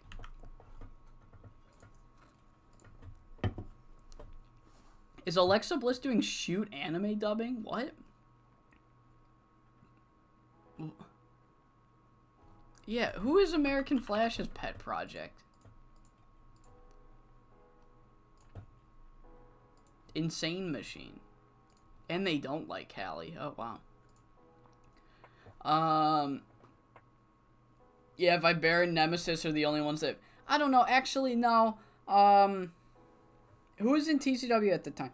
Sam Keith actually pushed the New Wave pretty well. I think. FCW is a big candidate. I think FCW... By the time these 4 years are up, I think Arcot's going to look like Coastal Zone, Maw, New York... CILL, FCW, and then probably PSW just for you. I think that's the 6 I want. Maybe ACPW, but I think they're kind of in canon just fine doing their own thing. She's doing actual voice work. Oh my god, wow. Like I genuinely wasn't sure if this was like an angle on Raw. Alright, so we're kicking things off with the Extreme Championship. Carlos Barrera, Hugh Day asked, this one's going 15 minutes, steal the show, and Carlos Barrera is going to retain. Unfortunately for Hugh, Carlos is retaining, but this match is going to be probably really fucking great. I know maybe Sam Keith wasn't booking it, but when Tommy Cornell was in charge, they did book the New Wave pretty well. Yeah. Tommy C and Joel Bryant was in fact peak TCW. So yeah, Carlos can call it. I think Hugh can call it. This match might actually be really fucking good. Aussie Rules book segment. So we open. Carlos Barrera retains the Extreme Championship. Then we cut backstage. No, we don't cut backstage. Then the Wildcats come out. And they're essentially like... They're furious that Gangster Nation just can't let it go. Damn. They're furious that Damn, they're really fucking going crazy. They're furious that Gangster Nation can't let the loss go. They can't just put their heads down and fucking rebuild themselves. But they got an idea from what Gangster Nation said last show. Gangster Nation, they're like, you're going to have to tear us apart. And they're like, you know what? Maybe that's just what we'll fucking do. Settle the score once and for all. To settle the score once and for all, we're going to do what we want, and we're going to do what you want. We're going to have a Lucha Libre style 2 out of 3 falls match where the losing team must break up and they're never allowed to team again in Coastal Zone because I can't control what the AI would do. They're never allowed to team up in Coastal Zone unless they are given permission by the winning team. So one of these teams is breaking up forever in Coastal Zone, which is all that matters because that's all we're booking. I'm only saying that because I can't control if the AI booked them as a team or not. So, and then Gangster Nation, they come out and they're like, you're fucking on. This is exactly what we're looking for, to take you guys out for good. So, surprise, height, Wildcats and Gangster Nation agree to settle the score once and for all. Scripted, save details, book segment. We then have our Tony Day Wonderful match. Against Eureka LaBelle, it's going to go 9 minutes. Tony Day Wonderful's going over, of course. Open, actually just fucking scripted clean. Not even an open. Book segment. So after Tony Day Wonderful wins, he's He's like, we tell him, you know what? Just pull out all the stops. You got 7 minutes. Do the cool shit that you can do, and everyone's gonna be like, holy fuck, this Tony the Wonderful guy, he's got some cool shit. And afterwards, the fans are behind him. That's when Fox Mask and Mask Cougar run out and jump him. Victim, Fox Mask attacker, Mask Cougar attacker, and they're essentially like, they just fucking attack him. They lay him out, and they tell Tony the Wonderful that he's gonna be meeting Fox Mask at the pay-per-view. And they don't explain why. They'll explain why they attacked him next week. Tony the Wonderful spotlight is overtaken. Alright, this is going, what, 2 minutes? 2 minutes, storyline development, scripted, sure, whatever. Meat and booze like the wrestling gods intended. Fuck yeah. On Sunday, weather permitting, I am seeing Mad Dog Connolly versus Isaiah Bronner in a brewery in Indianapolis in the main event, also known as Big Meaty Men Slapping Meat, according to Big E. That's fucking crazy. Will they do the fucking Mimosa Mayhem match that Jericho and Orange Cassidy did? Keith was booking SWF. He was a victim of the... Yeah, I remember. But I thought, I could be wrong. I thought after he got fired and replaced by Peter Michaels, I thought he was booking TCW too. But he might not have been. I know he went to TCW. I just assumed he was booking also. So yeah, but that's 2 pay-per-view matches we got now. So, the Wildcats versus Gangster Nation, 2 out of 3 falls. Losing team must break up. Lucha Libre, right? Yeah, alright. Lucha Libre, Wildcats, Gangster Nation, settle in the score. And Tony the Wonderful versus Mask Cougar.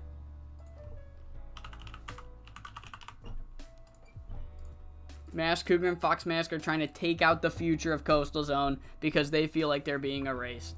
Then after that, we have a 2v2. Apex Twins, SoCal Savages go 10 minutes total. Johnny Perez, not Janetti Perez. Johnny Perez gets the victory over Gabe Apex. Open, clean, book segment. And essentially, Johnny Perez just kind of starts talking shit. He's like, look, a few weeks ago, the Dark Watch took me out. They tried to break my arm. They weren't successful. They took me out. I wasn't able to be at the pay-per-view. But my arm's 100%. My mind's 1,000%. I fucking... And you, Frankie boy, you want to embarrass me at the pay-per-view? I'm going to embarrass you next week. I want to fight you next week. I'll fucking take you on. I'll take you down. And Frankie Perez is trying to calm him down this entire time, but it doesn't work. Johnny Perez is calling his shit. He did not enjoy being called a fucking, like, a charity case or whatever. So, Johnny Perez has some choice words for Frankie boy. Was 2 minutes. Frankie working the crowd, Johnny working the crowd, hype, maybe character development, scripted, book segment. We then have a angle afterwards where Hugh is, alright, Flash tries to cheer up Hugh Day asks. So essentially he's like, look, Hugh, I know what you're going through. I just dealt with the same shit essentially. I've been sent back to the back of the line for the world title. You've been sent to the back of the line for the Extreme title. Look, take it from me. You don't want to fucking dwell on this shit. keep your chin up, you got potential. And he was like, I don't want your fucking pity, dude. Honest to God, the last thing I want to hear right now is your fucking pity. So you know what? Maybe I will dwell on it. But instead of dwelling on it, you're right. Instead of dwelling on it, I want to shut you the fuck up. So how about this? Tag match next week. I'll find a partner. You find a partner. I don't really fucking care. I just want to take you out, honest to God. So yeah, he's like, I'm not a fucking charity case. I don't want your pity. You've pissed me off. I want to fight you now. Pretty much. So yeah. American Flash and Hugh They Ask. Book that, script that. 2 minutes, let's go. Can't pre-book that yet. Alright, up next we have the Inner City Express versus Air Raid Siren and Sky Hermosa. If Air Raid Siren and if Air Raid Siren and Heartbreaker win this match, Air Raid has agreed to go on a date with him. So, this match only goes 6 minutes. And the entire 6 minutes, Heartbreaker's in the ring. And he's trying, and eventually he gets that hot tag. But he's like faking it, essentially. He gets the hot tag, he's like, oh, I'm dying. He gets that hot tag and he immediately pops up and puckers out his lips for Air Raid Siren. And he smells his hand too. Smells his hand, puckers out his lips, and Air Raid Siren, he looks at him. And she kicks him right in the fucking dick and walks away. And the Inner City Express hit their finish and fucking win. So Air Raid Siren had absolutely no intentions of ever going on a date with this dude. She just did this because she wanted to fucking embarrass him on a large scale.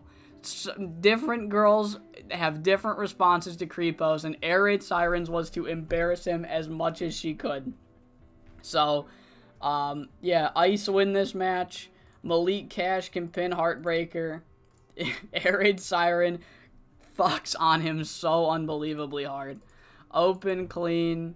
Yeah. And then afterwards, Inner City Express challenged the Beach Boys for the tag titles.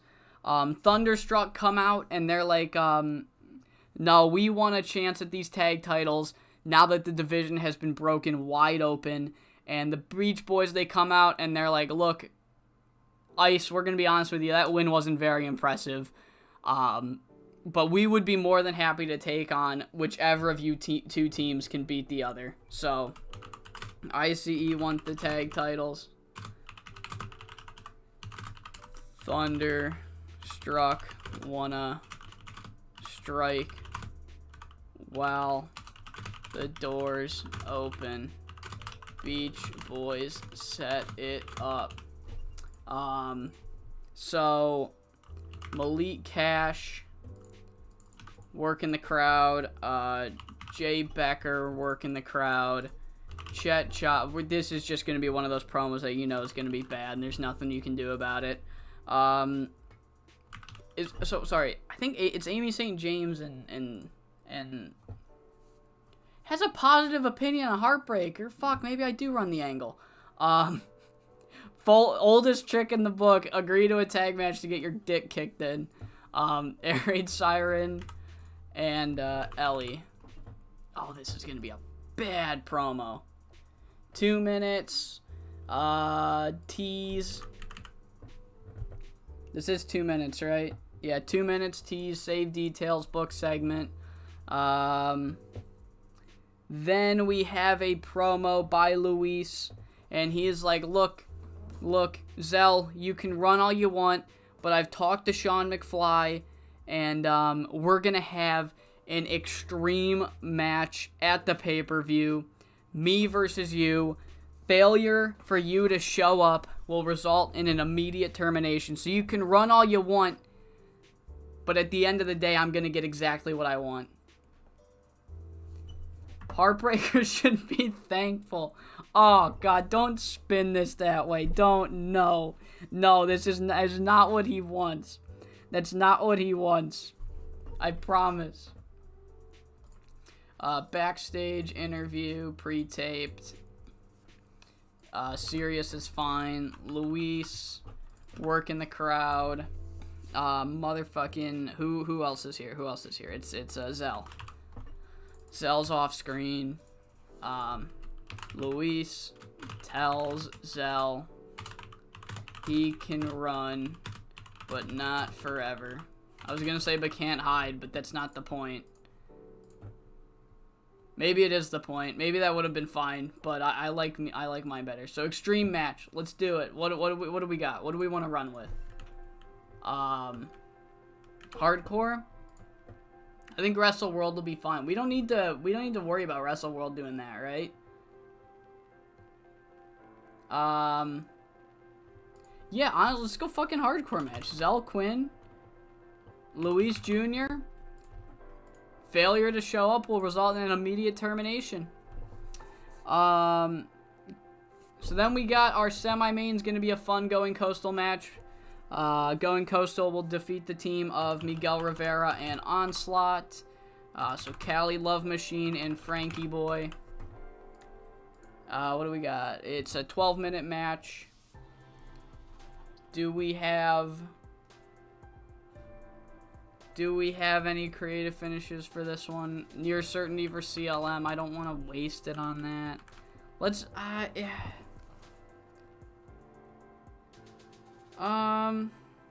yeah, let's do this bit of a gamble. It's not gonna be a great match anyway, so bit of a gamble for Frankie Boy. Frankie Boy goes over then, can pin Onslaught. Open, clean, book segment, and Frankie Boy kind of like laughing. He's like, "Look, Johnny, I admire the balls on Johnny Perez. So look, dude, if you want to fight next week, we can fucking fight next week. It's just gonna be a lot less fun than you think it is." Frankie Boy is more than happy to give Johnny Perez that match next week. This is what? 5 minutes. I got 5 minutes. Hype. Frankie Boy working the crowd. Cali can be there working the crowd. 5 minutes. Hype. Improvise. Run it. And right after the match, or right after that, we cut backstage. Heartbreaker is cutting another promo about getting rejected. He admires the balls on him. You gotta admire them. If you see them and they're that big, you gotta be like, fuck, dude. You got a credit where credit's due. So he's like, man, it's getting really hard to be me. But look, I still love these ladies, I guess, and it was a loss too. And like, as he's like kind of dejected, California Love Machine comes out again. And he's like, dude, you're a fucking joke. Like, honest to God, you're a fucking, oh, I'm gonna focus on wrestling, and then fucking, oh, like, you get a fucking life. Honest to God, it's starting to piss me off, Heartbreaker. You're starting to piss me off. You need to get a fucking life. Honest to God, you need to get a life. Because without this life, you're still gonna be bitchless, hoeless, and lonely. Please, please, do us all a favor and go home and stay there. So, no, not us. Do every woman a favor and go home and just stay inside. California Love Machine is the antithesis of everything Heartbreaker is, and it's gonna be the greatest story. So after California Love Machine says that, Heartbreaker, he has like an ice pack on his neck or whatever, and he's just like, he throws it down in rage and fucking leaves. He's fucking like depressed now. Main event, Sky Hermosa versus Kira Lee. This one's gonna be fun, I really hope. Put the safe bet finish right here. And going to the pay-per-view to take on Carlos Barrera will be Kira Lee. Going on. Open, I think they're both good enough to call it. I was completely fucking wrong. Open script. I hit called again. Open script. 18 minutes, so we're slow building it. Clean finish. 16. We won't be penalized, no booking analysis. And then after the match, it's like not a quick roll-up, but Sky really thinks she's kicked out. So she begins to yell at the ref, like, that wasn't 3, 1, 2. And the ref's like, you didn't fucking kick out. And then she turns and she looks pissed at Kira, but she slowly walks down, calming herself down, and shakes Kira Lee's hand, congratulating her and wishing her the best for her Extreme title match. Sky Hermosa versus Kira Lee Fallout. 2 minutes, I think. 2 minutes. Kira Lee, I don't know how good promos they are. Kira Lee's decent. Sky Hermosa, not so much. Do we have good angle ideas?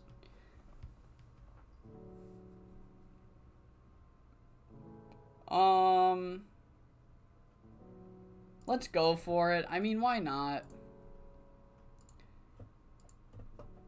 What did I do? Foreshadowing 2 minutes. Scripted. There we go. Save details. And then I had it in American Flash one I saw. So where is this one? Let's put him in here.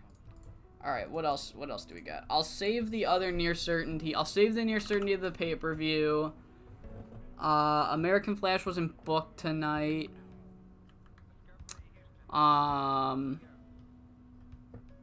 Oh, I'm not on the fucking Go Home show yet.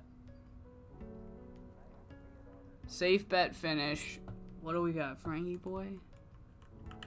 Bit of a gamble. I don't think we need a creative finish on next week's main event.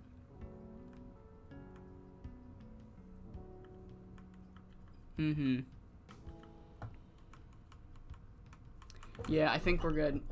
We'll save the near certainty for next week's. Actually, we got Frankie Boy talking on next week's show. I don't think we need it. What do we got? Big gamble. And Mar 17. Alright. Now we need to bring Azumaro Kita to Choppy SPP. Heartbreaker is a mix of Val Venus mixed with Gene Snitsky and a springful of pitifulness. Oh, man. Can I just wish Heartbreaker and Zip the Lip just chatting shit show after show into the universe. Okay. Alright. Alright, let me get a swig.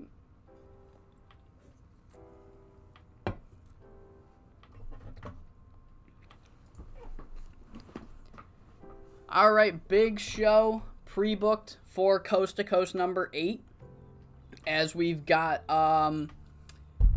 let me try to do this in order. Opening our show, we've got our Extreme title match between Carlos Barrera and Hugh Day Ask. This one's going to be really fucking good. I genuinely think it's going to do really well, and I'm excited to see it. We also have Tony De Wonderful's kind of re-debut, as he's been getting a lot of hype, and a lot of high-profile people have been saying good things about Tony. So let's see what he's got in this match against Eureka LaBelle. Later on, we have the match. Heartbreaker and Air Raid Siren are going to team up. Air Raid Siren wants to win a match, and she has agreed that if they win this match, then she will go on a date with him.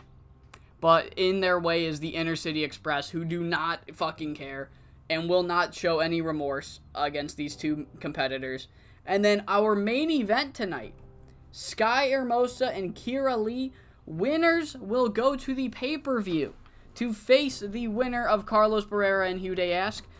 Tag team partners, both want the Extreme title, so they're going to duke it out in the main event of tonight's show. But kicking things off, we won't be penalized. I forgot to check, but that's good. Kicking things off is that Hugh Day Ask Carlos Barrera match.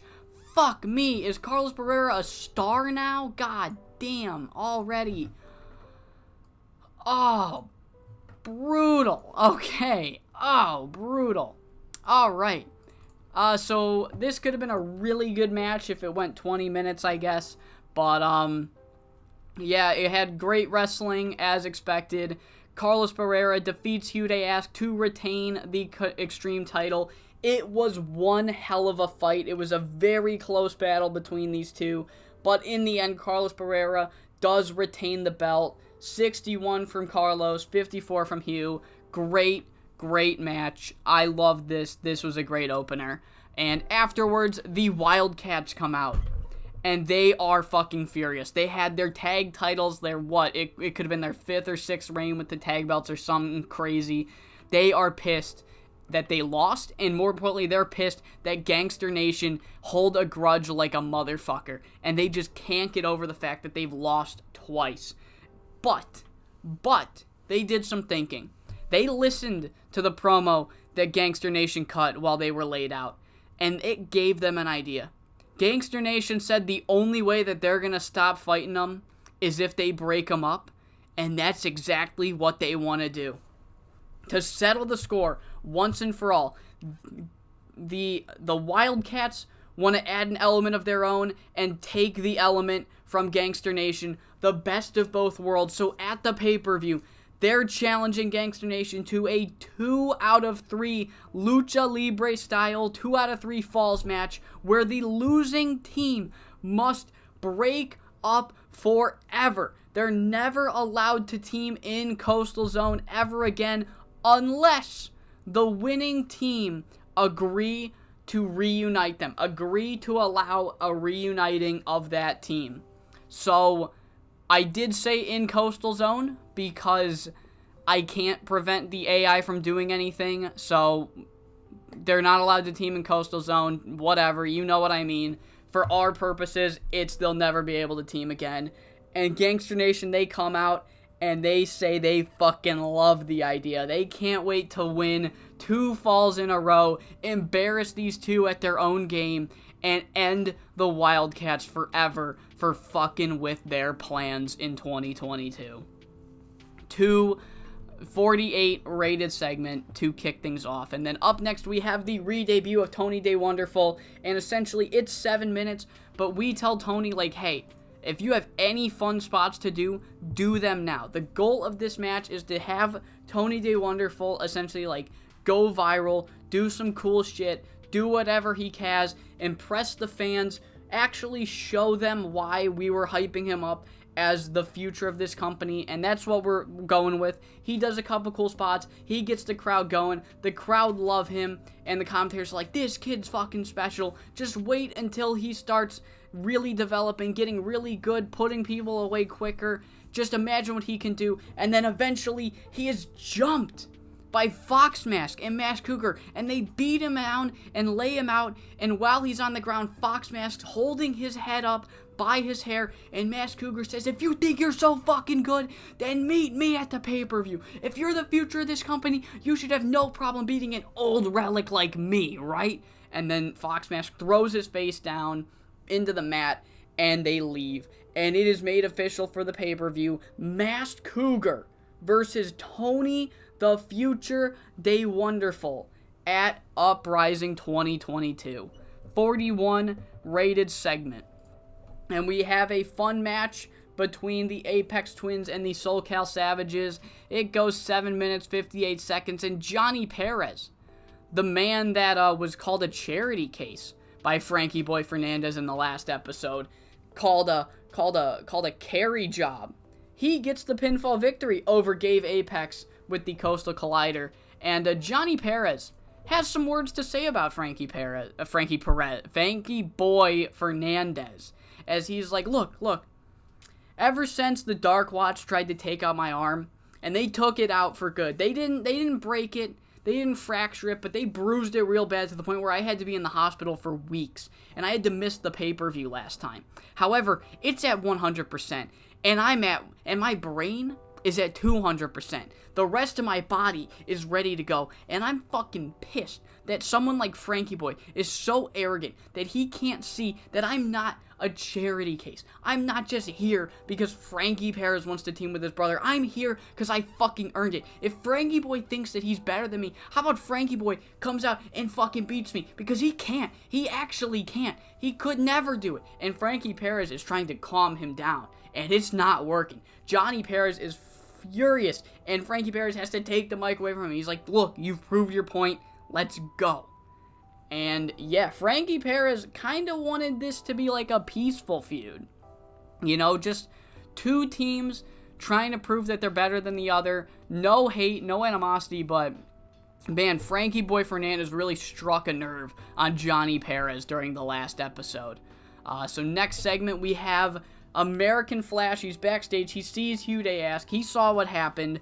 He lost that match to Carlos Barrera, and Hyundai, he's sitting, he looks like he's sulking, he looks like he's dwelling on it, and he's trying to be a nice guy. He's like, look, Hugh, I know you feel defeated, I know you feel like you can't bring yourself back up, but let me tell you, dude, I'm in the exact same position right now, and dwelling on it ain't gonna do anything. From the bottom of my heart, I truly believe you are one of the best, and potentially you could be the best in the entire company. Alright? You just got to keep working at it. You got this, dude. A lot of us have your back. You might feel defeated now, but I believe in you. And he was like, I don't want your fucking pity, American Flash. I don't want your fucking... What the fuck is this? What is this? You're trying to live vicariously through me? What are you doing here? Are you... Because if you're... What is... I was dejected, honestly, but I'm going to take out all the anger that I have at myself, and I'm going to take it out on you. I don't want your pity. I'm not a fucking charity case. I'm using that word a lot. I wish I had a thesaurus in front of me. But, I don't want this, oh, you're so good, just work a little harder. Go fuck yourself, alright? I lost. So what if I'm the greatest and I have potential? I fucking lost. I'm not the Extreme Champion, alright? And just like you, I lost.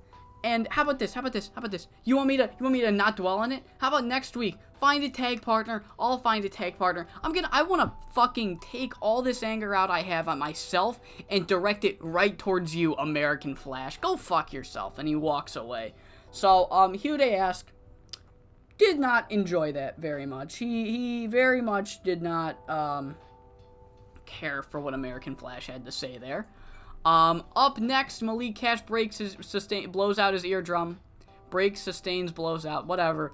He can probably work through it. However, this is the match. Air Raid Siren and Heartbreaker. They're the team. It's a 6-minute match. And Heartbreaker, he's doing all the work. He's trying to impress Air Raid Siren, and it's not going that well. Eventually, he gets this hot tag. He tags her in. He's like, alright, let's go. Come on.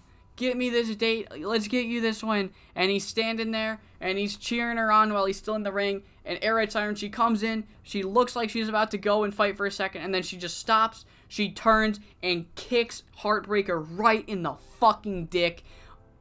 Air Raid Siren never had any intention of doing this with Heartbreaker. Sky Hermosa and Kira Lee's response was to just kick him in the face and tell him to fuck off.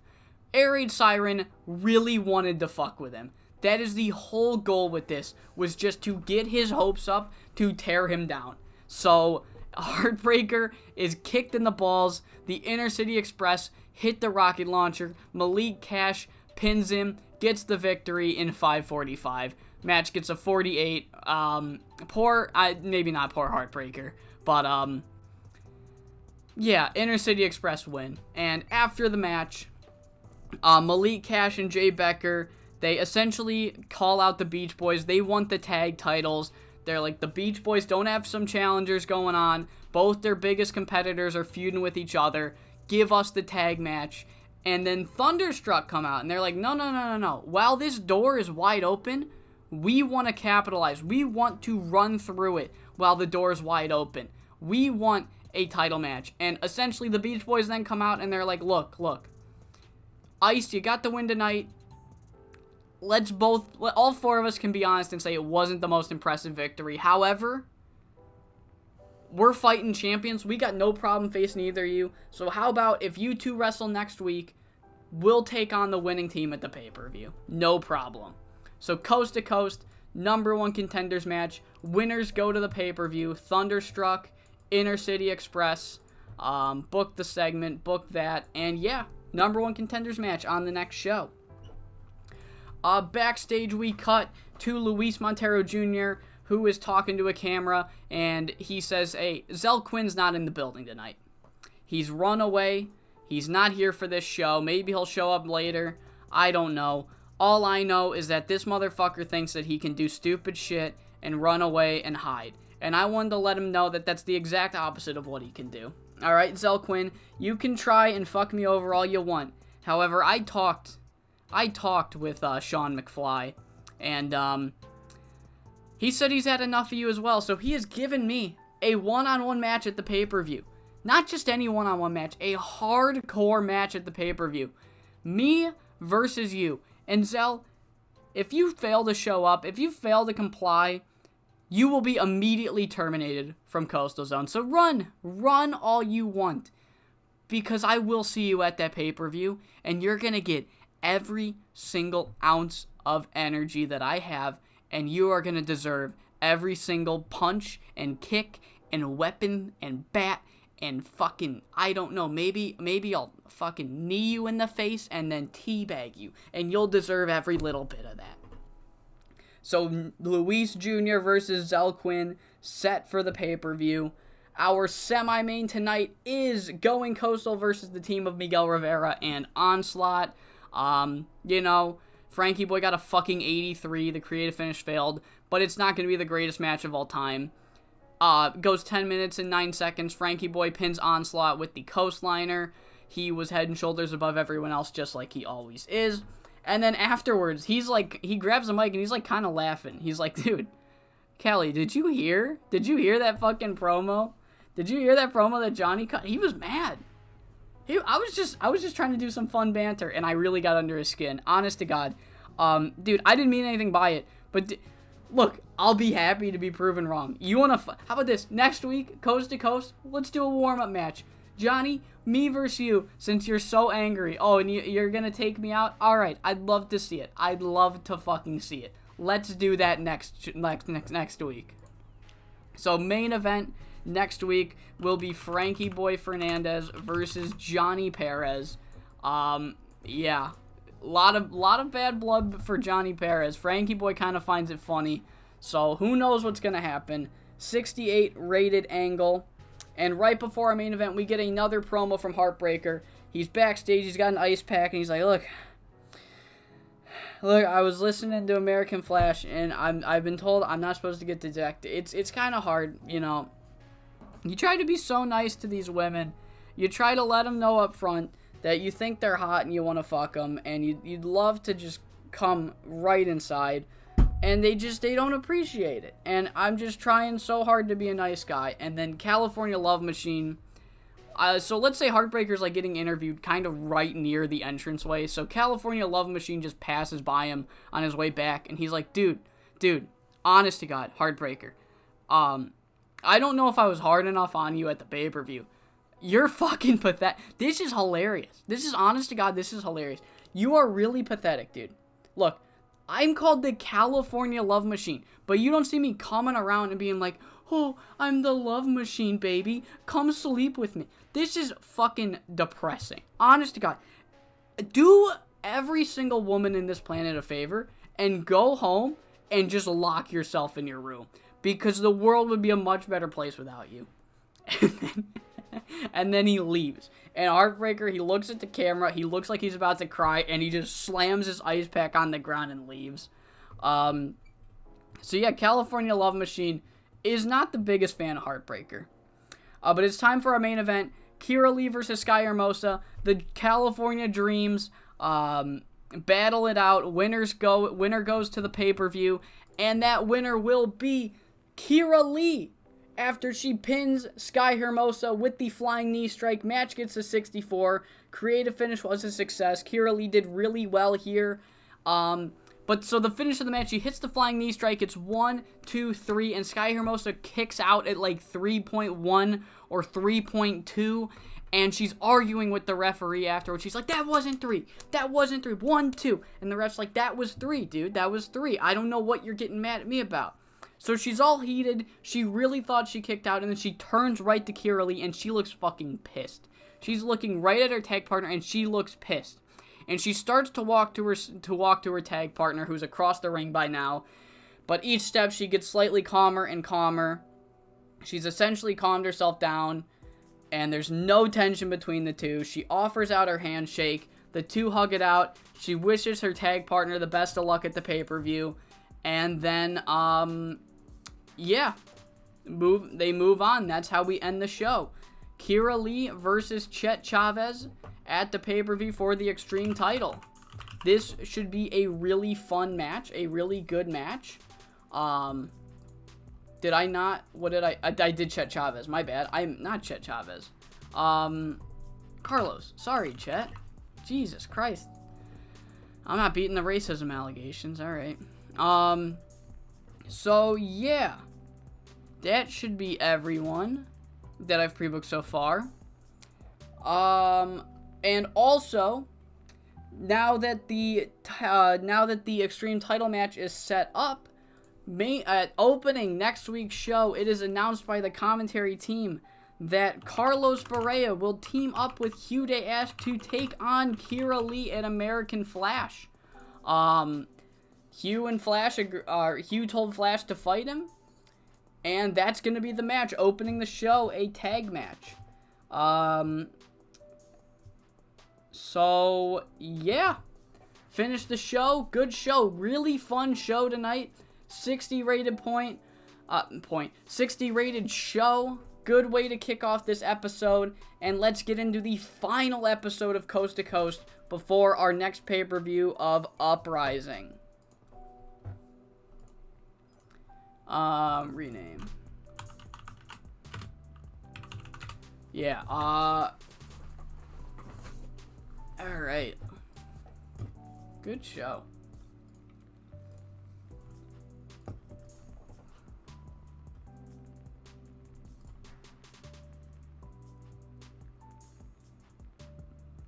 Sorry, I took a really big swig, and I had to calm down so I didn't do hiccups. Alright. Hugh is the face in this exchange? Yeah, kinda. We don't really have faces and heels. I like to think that, like, there was no heel. American Flash was genuinely... That was the point. It wasn't like, oh, Hugh is the heel. It was like, American Flash was trying to be genuine. He came off like a condescending prick. And, yeah, that just sets up this match. So, not poor Heartbreaker. No. Heartbreaker is gonna have to find a woman outside this company. Velvet Suarez isn't doing anything. Unfortunately, that's not happening. I got a much better idea for Heartbreaker. I got a much better idea for where this is going. But yeah, kicking off the show will be the tag match. So poor Kira Lee has to immediately then work after this. So this opener is going to go 20 minutes total. Kira Lee will pin Carlos Barrera to hype their feud. Let me keep him strong. Open, slow build, call? Maybe? I don't know about Carlos. Carlos can call. Kira Lee not yet. Unfortunate. Alright. No call. Open, script, slow build, clean finish. Kira Lee pins Carlos. And then after the match, Hugh Day Ask and American Flash continue to fight until Sean McFly comes out, breaks them up, and puts them in a pay-per-view match. Hugh and Flash continue to fight. 2 minutes. Storyline development, Sean McFly on working the crowd, American Flash on fighting, and Hugh on fighting. Actually, maybe Sean should also be on fighting, because he has to break them up. So storyline development, improv, just in case. Yeah, so Hugh and Flash keep fighting, Sean McFly breaks them up, and they will be fighting at the pay-per-view. This will be a really fun match, in my opinion.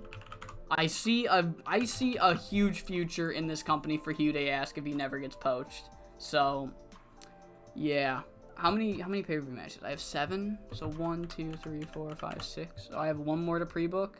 Yes, I do, because it's the tag titles, which will be happening in a second. So Heartbreaker's gonna cut a promo here.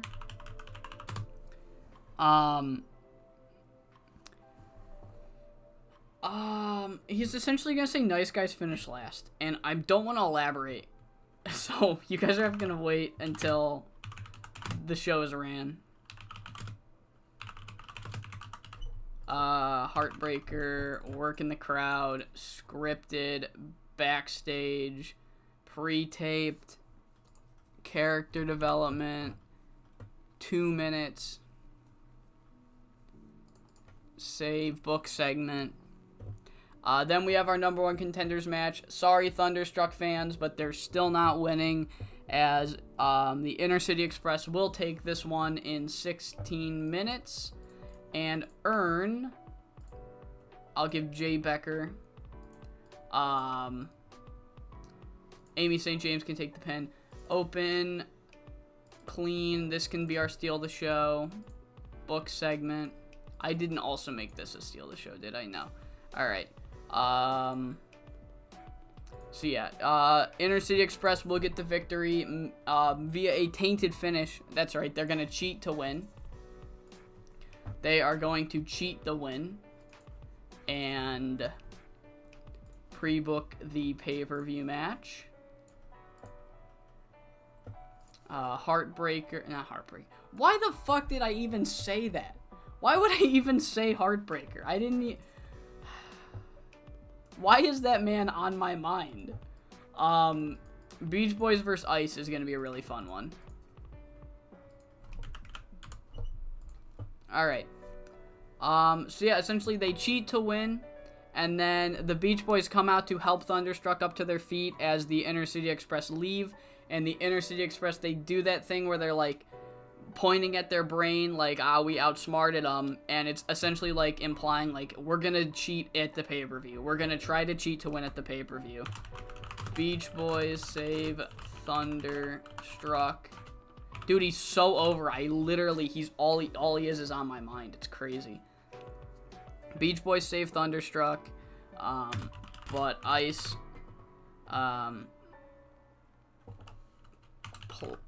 plan to cheat again. So this is gonna be a 2-minute angle. Simon waves.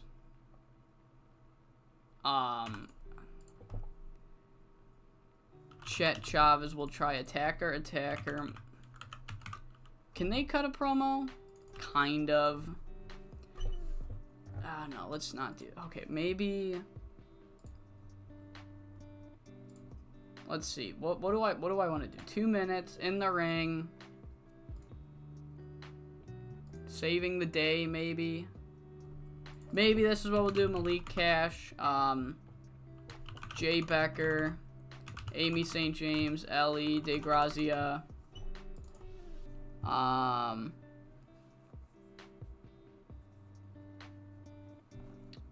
and Simon and Chet. Alright, 2 minutes generic, improvise, we'll script it.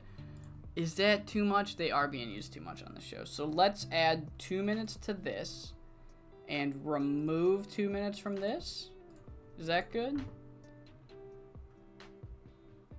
Hugh is being used too much on the show. Fuck.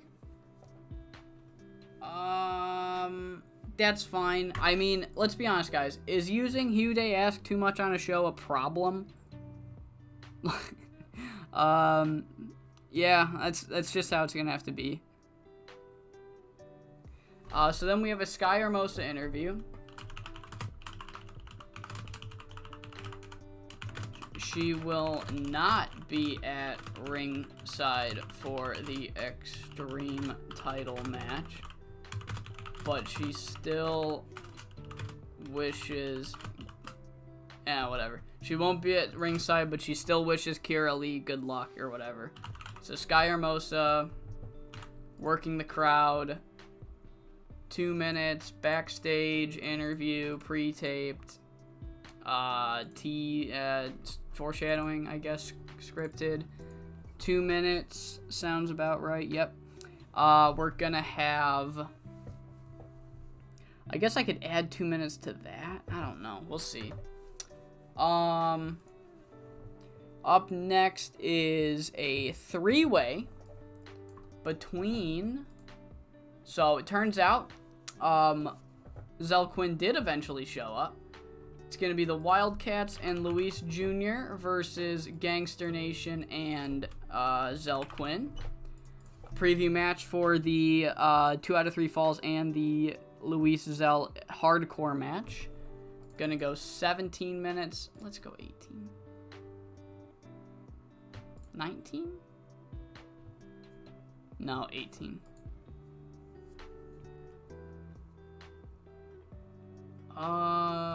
Yeah, this will work. Alright, so yeah, we'll have Tigray can pin Waylon Walls. Luis and Zell will, like, run out in the middle of the match. No, how about, what if we have Luis pin Waylon Walls, and then the second the match ends, Zell sprints. Oh shit, I didn't actually I just linked it for everybody. We're close to a fucking beta on that 2004 mod. That's awesome. Open slow build clean. Book segment. Honestly, maybe not slow build. Maybe just open clean. I'll leave it. I'll just take the penalty of Hugh Day Ask, because putting on Hugh Day Ask is not a bad thing in my eyes. So essentially, Zell, he books it the second the bell ends. Luis runs to the back, and Gangster Nation look to jump the Wildcats after the loss, but Waylon Walls, he holds his tag team partner back. He shows restraint. He holds his tag partner back, and they're like, no, not yet. So they're essentially preserving their energy for the pay-per-view. So, Luis chases Zell.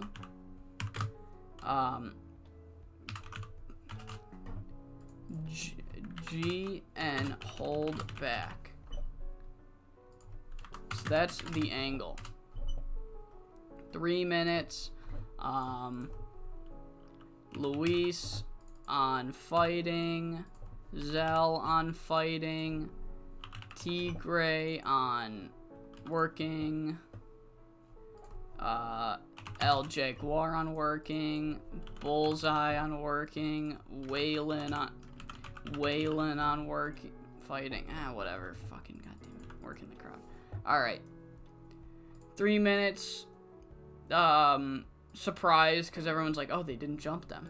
3 minutes. Book segment. Are we... Oh, fuck you. Are we still chill on everyone but Hugh? Yep. Yep.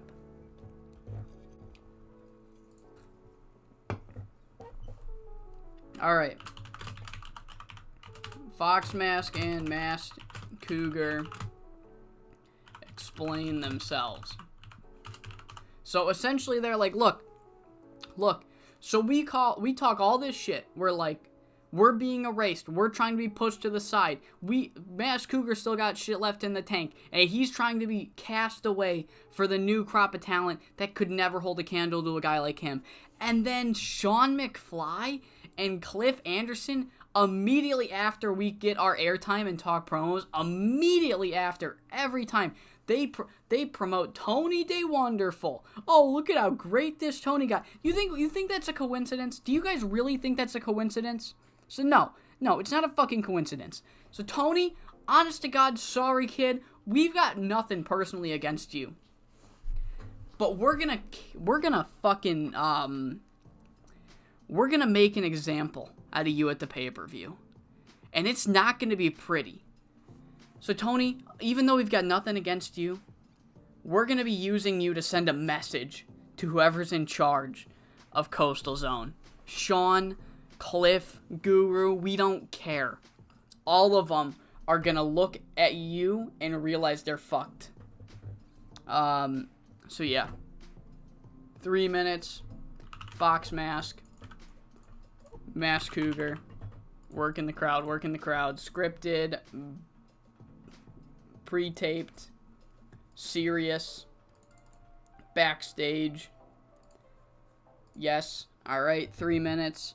And then our main event, Johnny Perez, Frankie Boy Fernandez. It's going to go 20 minutes. Johnny Perez definitely proves his worth here. But Frankie Boy will go over. Open called, maybe? No, not called. Definitely not called. Open, script, slow build, clean. Book segment. Not for the title. So afterwards, Frankie Boy offers Johnny a handshake. Johnny refuses, and he tries to leave. But, as he's trying to leave, Frankie grabs his arm, puts him in a brutal armbar. In Johnny's former bad arm. He said it was 100%, but just in case, he puts it in that arm. And, Frankie Perez runs in. California Love Machine runs in. Full out brawl commences. They brawl through the crowd. They do spots on the outside, on the fucking entrance videos. And that's how we end our final coast to coast before the pay-per-view. Frankie Boy tries to show Johnny P respect. And that's what happens when he does. So, Frankie Boy working the crowd. Cali working the crowd. Frankie Perez fighting. Johnny Perez fighting. 6 minutes. Hype. Improvised. Book segment. Johnny Perez is being used far too much. Yes, Cali Love Machines goes hard. It absolutely does. I mean, all our finishes are gambles, so we just gotta fucking... I'll use this angle idea here. Just hope for the best. Alright. We can't really...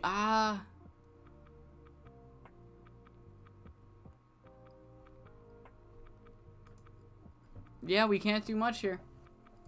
Honestly, what are we doing? Oh, Malik Cash. What is his injury? At least he can work through it. I knew he would be able to, but 7 days, so he'll be 100% for the pay-per-view, barring another injury tonight.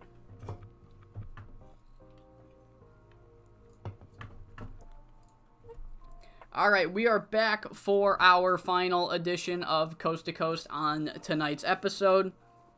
Another stat card here. Kicking things off, we have Hugh Day-Ask and Carlos Barrera. They fought last week, and now they're teaming this week against their new common enemies, Kira Lee and American Flash. We have a number 1 contenders match. Winner goes to the pay-per-view to take on the Beach Boys for the tag titles. Thunderstruck versus the Inner City Express.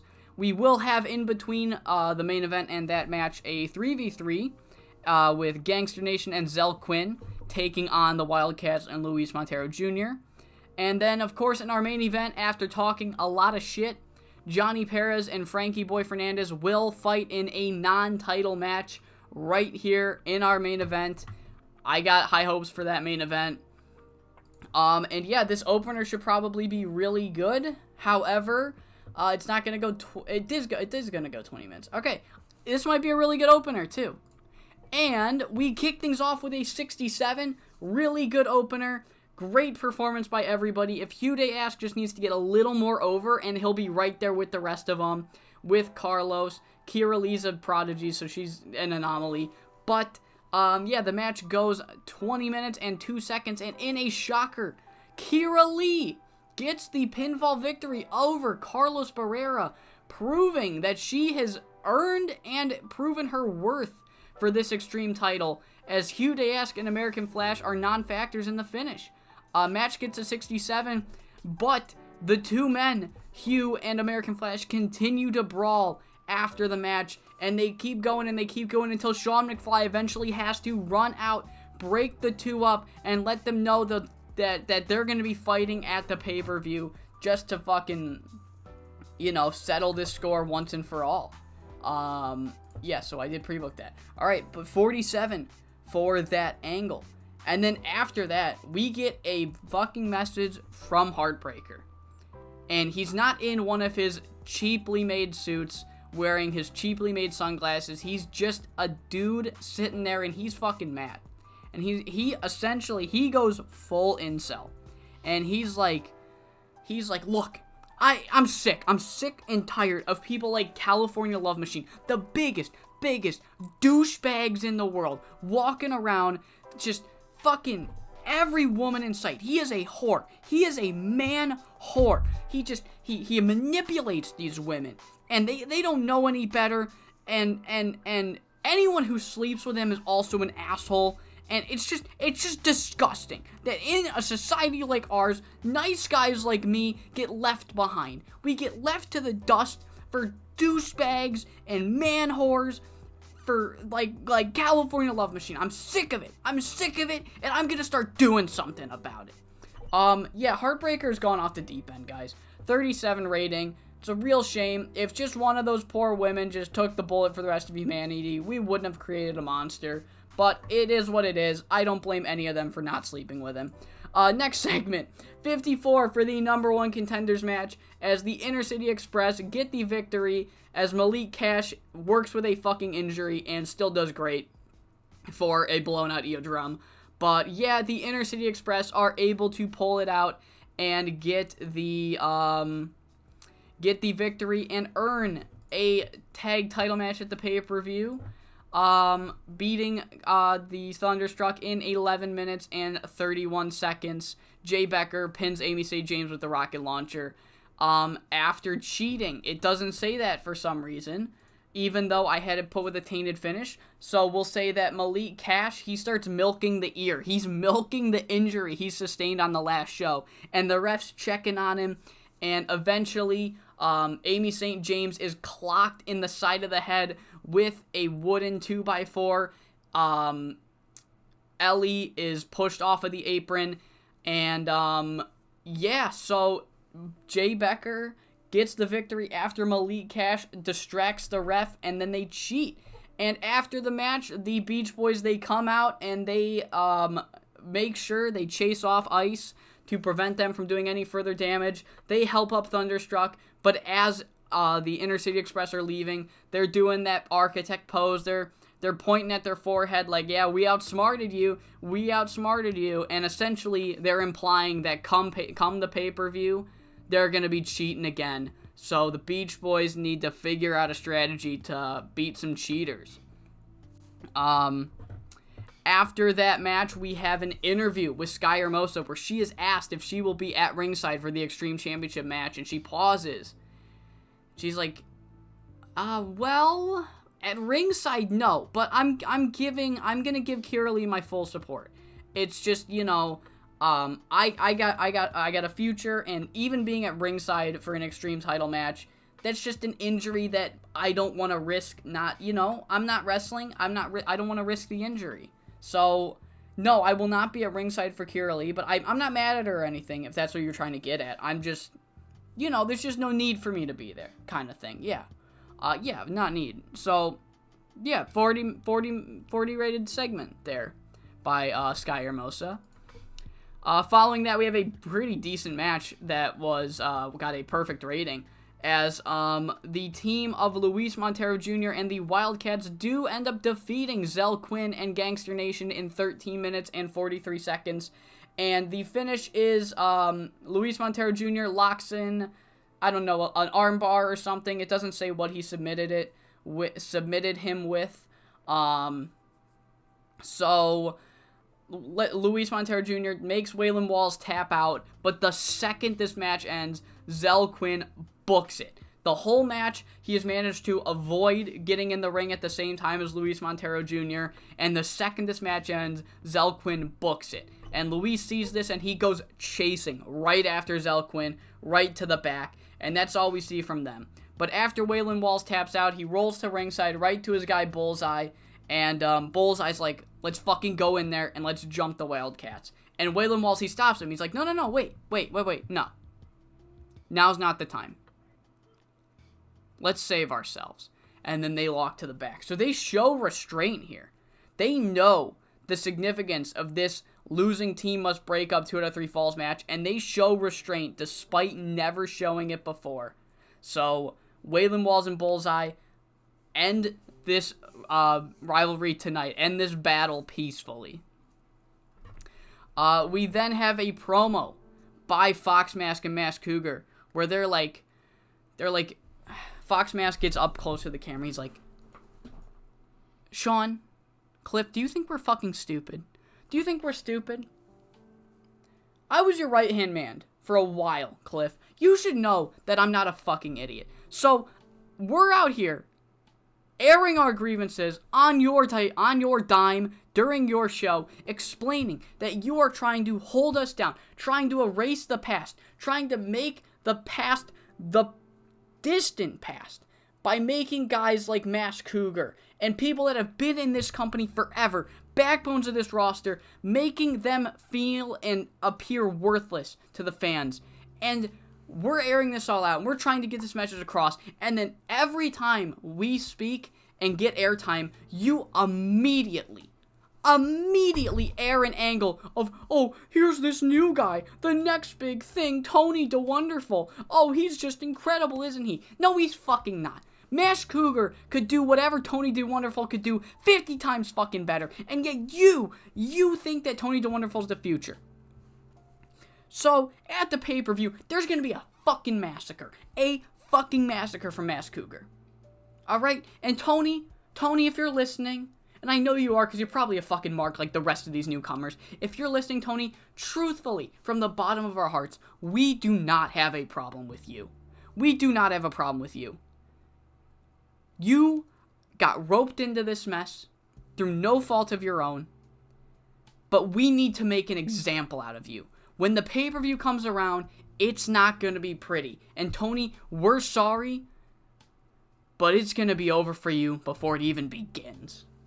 And that's how that segment ends. We go into our main event, and Johnny Perez, he does manage to go a good 20 minutes and 25 seconds. However, Frankie Boy Fernandez does not give up, and he gets the victory after hitting the dirt nap. Frankie Boy got a fucking 81 because he might be the greatest wrestler of all time. 76 to end the show. But afterwards, Frankie Boy, he offers a handshake. He offers a handshake to Johnny Perez. He's like, look, dude, honestly, a lot of shit talk back and forth, but you did really fucking well. And Johnny Perez refuses it. And he tries to walk away. And Frankie Boy's like, oh, word? So, he grabs Johnny Perez's arm, the bad arm that the Dark Watch took out. Johnny said it was 100%, but just in case, Frankie Boy grabs that bad arm and locks in a brutal Ronda Rousey style fucking armbar and cranking that shit until Frankie Perez runs in, stomps him up, California Love Machine stomps him up, and there's a huge fucking brawl. It spills to the outside, it spills up to the stage. Callie and Frankie are brawling in the crowd, just pandemonium to end the final edition of Coast to Coast before CZCW's Uprising 2022. From what seemed to be a kind of peaceful who's better between the two teams feud, immediately, in record time, turning into a massacre, a bloodbath to end the show. So finish that shit. Injury review. Malik Cash will be good for the pay-per-view. We actually, oh my god, we didn't lose that much money, so we're going to be making more than enough money in broadcast revenue after this one. So that is really good to see. Really, really good to see. Alright, so, Miko, you said Frankie is the face in this feud. And I need to know, Frankie Perez or Frankie Boy? Because I'm not sure. Good for Megumi Nakajima, though.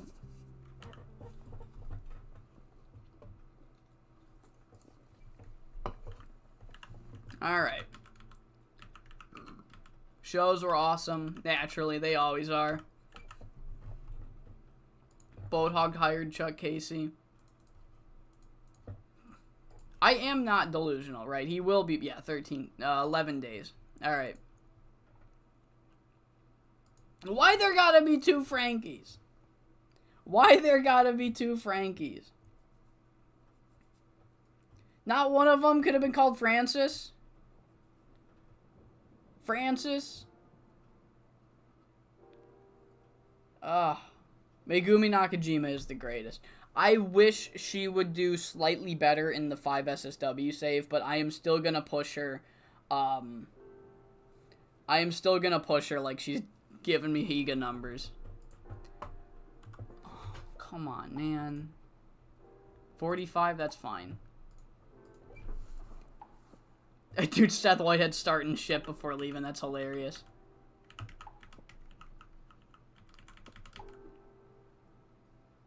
So you've heard of Netflix and chill, but have you heard of Spencer Spade and chill? Flame Grilled TV, Jesus Christ. Yeah, Francis B. Fernandez. That's not a bad heel gimmick.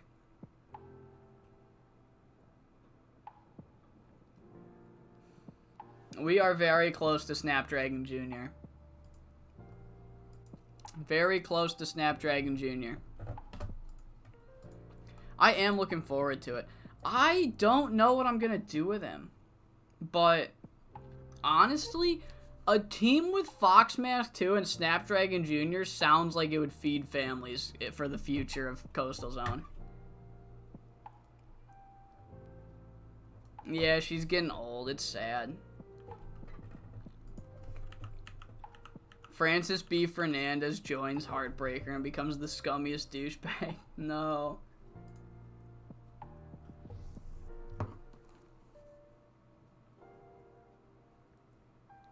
Alright, what's going on?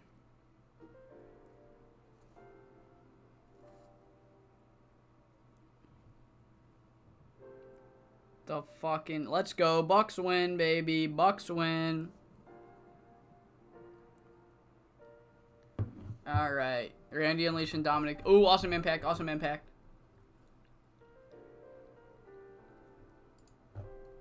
We still have Maya. We still have Higo. We still have you. Oh my god. Who's booking this shit, man? What is this? Ah.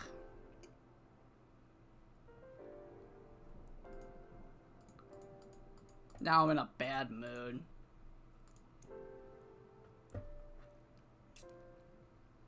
There's another dragon he can team with? Yeah. I don't know this other dragon, but honest to God, I don't know. I kind of like the idea of Snapdragon Jr. and Foxmask 2. You know what I mean? We'll see. We'll see when he comes. We'll see when he comes. I don't know. I like the idea of like the next generation of CZCW legends teaming up. Doesn't work for Rocky, brother. Dude, who agreed? Who looked at a Des Davids, Scythe, and Rocky Golden ladder match and was like, this will sell? Who bought that pay-per-view? Probably me. I probably bought it. I probably did.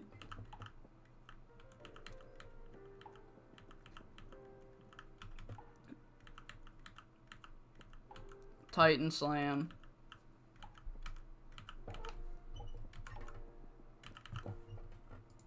Alright, still got some time. Still got some time.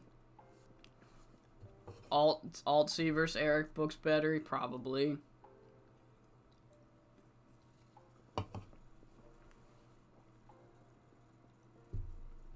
Alt C versus Eric did book Violent Cuckold Robbie Retro, so I would agree.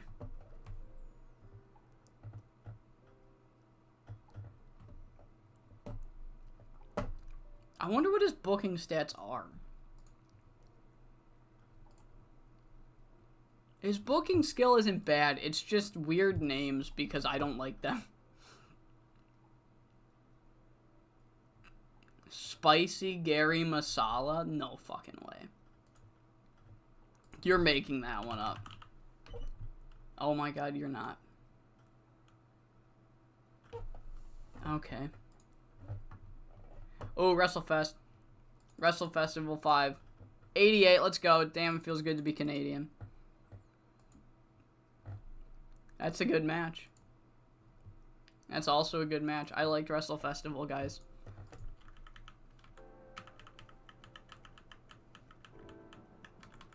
Injury for Miss American Pie.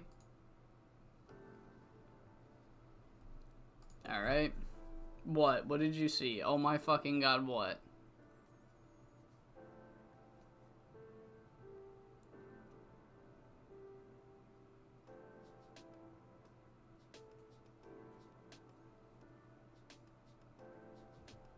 Okay, I think you're just talking about the CWA card. I thought you saw something. I thought I missed a headline again. Oh, sorry guys, we're stealing Christian Price. Sorry. Alright, never mind. Fuck.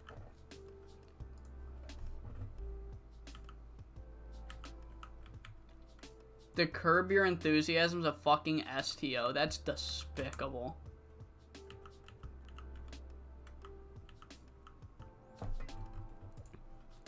That's actually gross, dude. See, guys, Frankie Perez isn't even going to other companies. Killswitch is.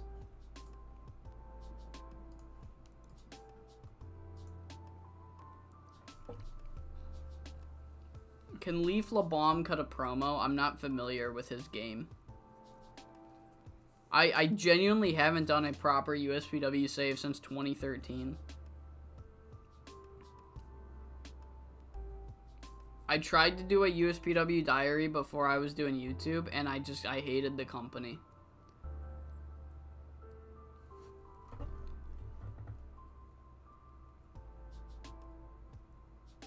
Cutthroat Driver. It's... yeah, you know what? That one's not as egregious in my eyes. Okay, so I'm... he's definitely young Chris Jericho. This is Lionheart Chris Jericho for sure. Yeah, what's the point? The only point of booking USPW is to, like, torture yourself, I guess. I really don't know.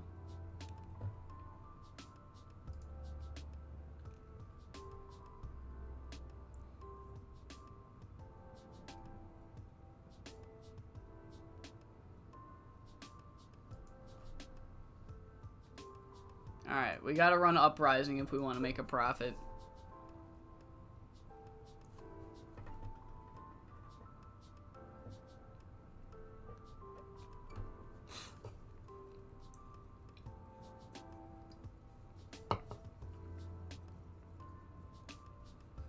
Okay, so it's been 3 hours now.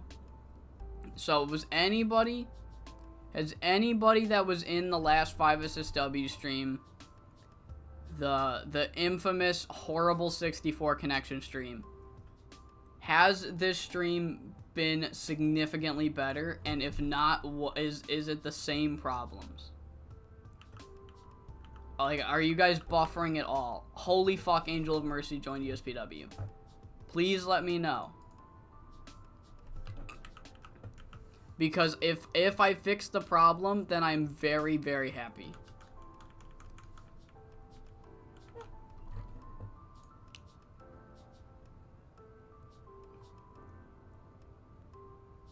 Okay, not anymore, no lags. That's good.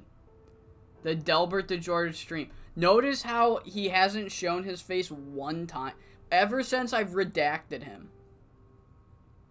Did anybody, I doubt anybody watched it, but somebody commented on the video that I posted, the Joshi Mania video. They're like, I'm confused, I'm curious as to who you've redacted, but I'm not curious enough to look it up. And I'm like, it's best not to worry about it. So I'm assuming nobody that was at that stream actually watched the condensed video, because there's really no need. So let me show you all what I did. Where is it? Is it here? Yeah. So he showed up in passing. Here's what I did to that screen. The spawn of Satan, name redacted. Alright. Yeah, Flame Girl TV's garbage. It's a garbage name. Absolute garbage. They're like, let's somehow run the same night as TCW presents Total Wrestling and have a worse fucking name. SWF won that day. Alright. Cool. And we're only down like 2K. Yeah, Dilbert to George has no more social credit. Not any. None. No social credit here.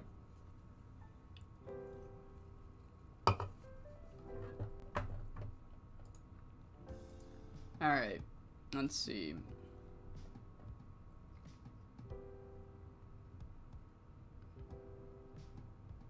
Where was I? Here. I was going here. Okay. TCW hired no BS Michael Bull.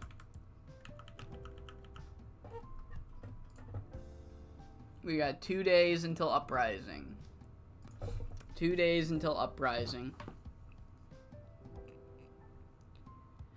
Has Stardom World finally uploaded Dream Queendom?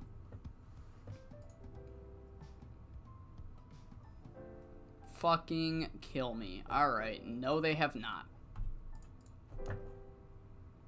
Nobody can. Yeah, he's getting buried, dude.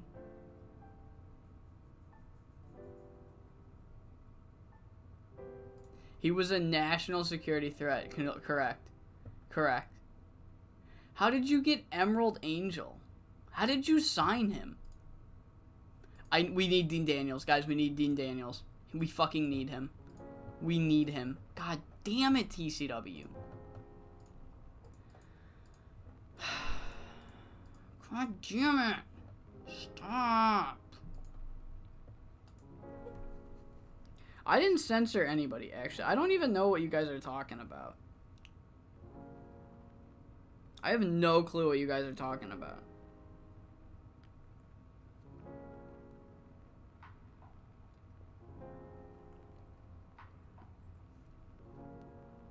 If you could show me a picture of who I censored. If you guys could show me a picture of who I censored, I mean, because I got no, I don't know what you guys are talking about. Honest to God, I think you guys, it's just to forget it. It's just best for you guys to forget it.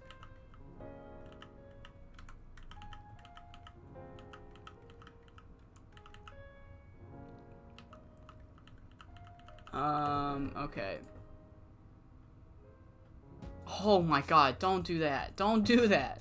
I'm pushing him. I'm trying to push him. Don't do that. That scared me.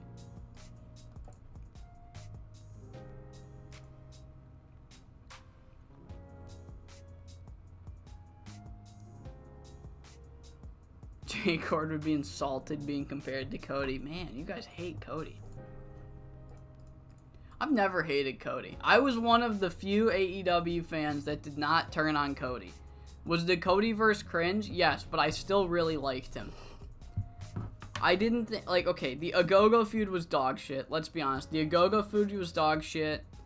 And I agree that, like, once the crowd completely turned on him, he should have just fucking turned heel.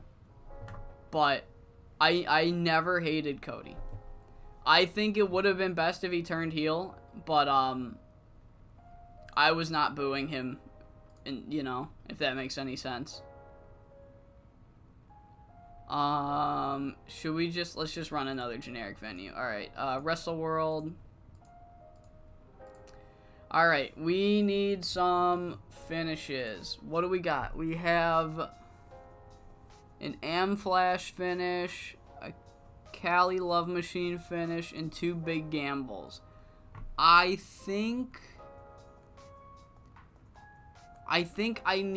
gonna try to get 2 good finishes and an angle.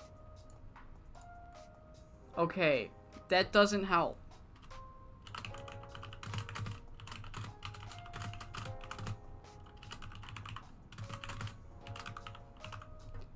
Alright. fucking god. Come on, guys. They always do this. They always shit, they always shit the bed, during pay-per-views. Come on, just one. Oh my fucking lord! Oh my god, you're kidding me. Fuck it. Dude, I'm actually pissed. I'm actually fucking pissed. That's crazy. Not one good finish. Oh, I'm fucking mad at all of you. Not one good finish. Look at all this garbage I have. Look at all this fucking garbage they gave me. You fucking assholes. I have 5 finishes that oh my god. Fuck you all. Brendan Idol, get the fuck out of my sight before I demolish you.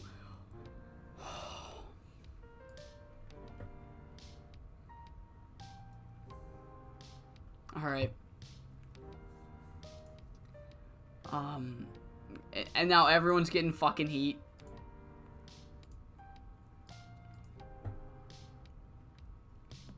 Alright, Jaguar. Thanks, buddy.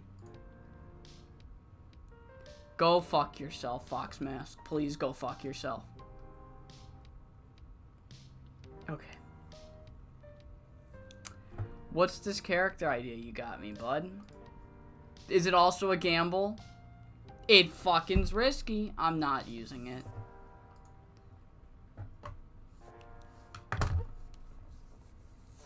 Oh.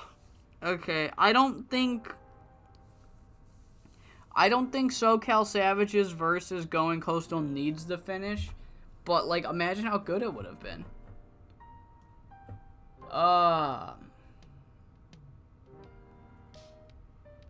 Yeah, poor Luke Steele just came at the wrong fucking time, honest to God.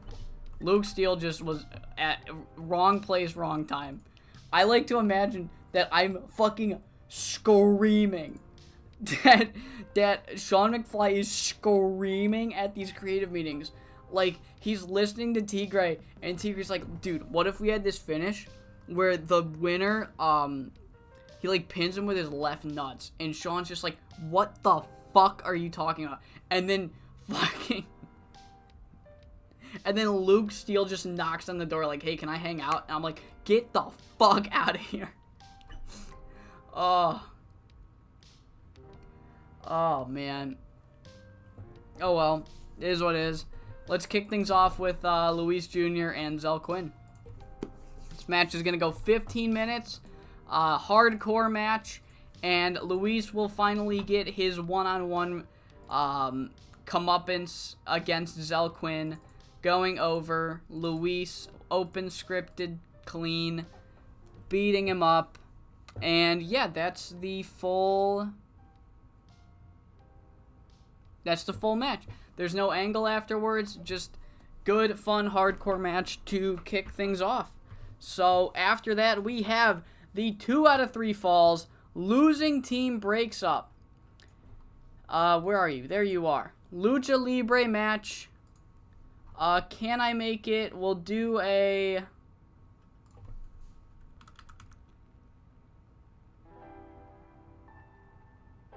I have no idea what this means. Is time limit? There's a time limit on here? Okay, I guess I get that then.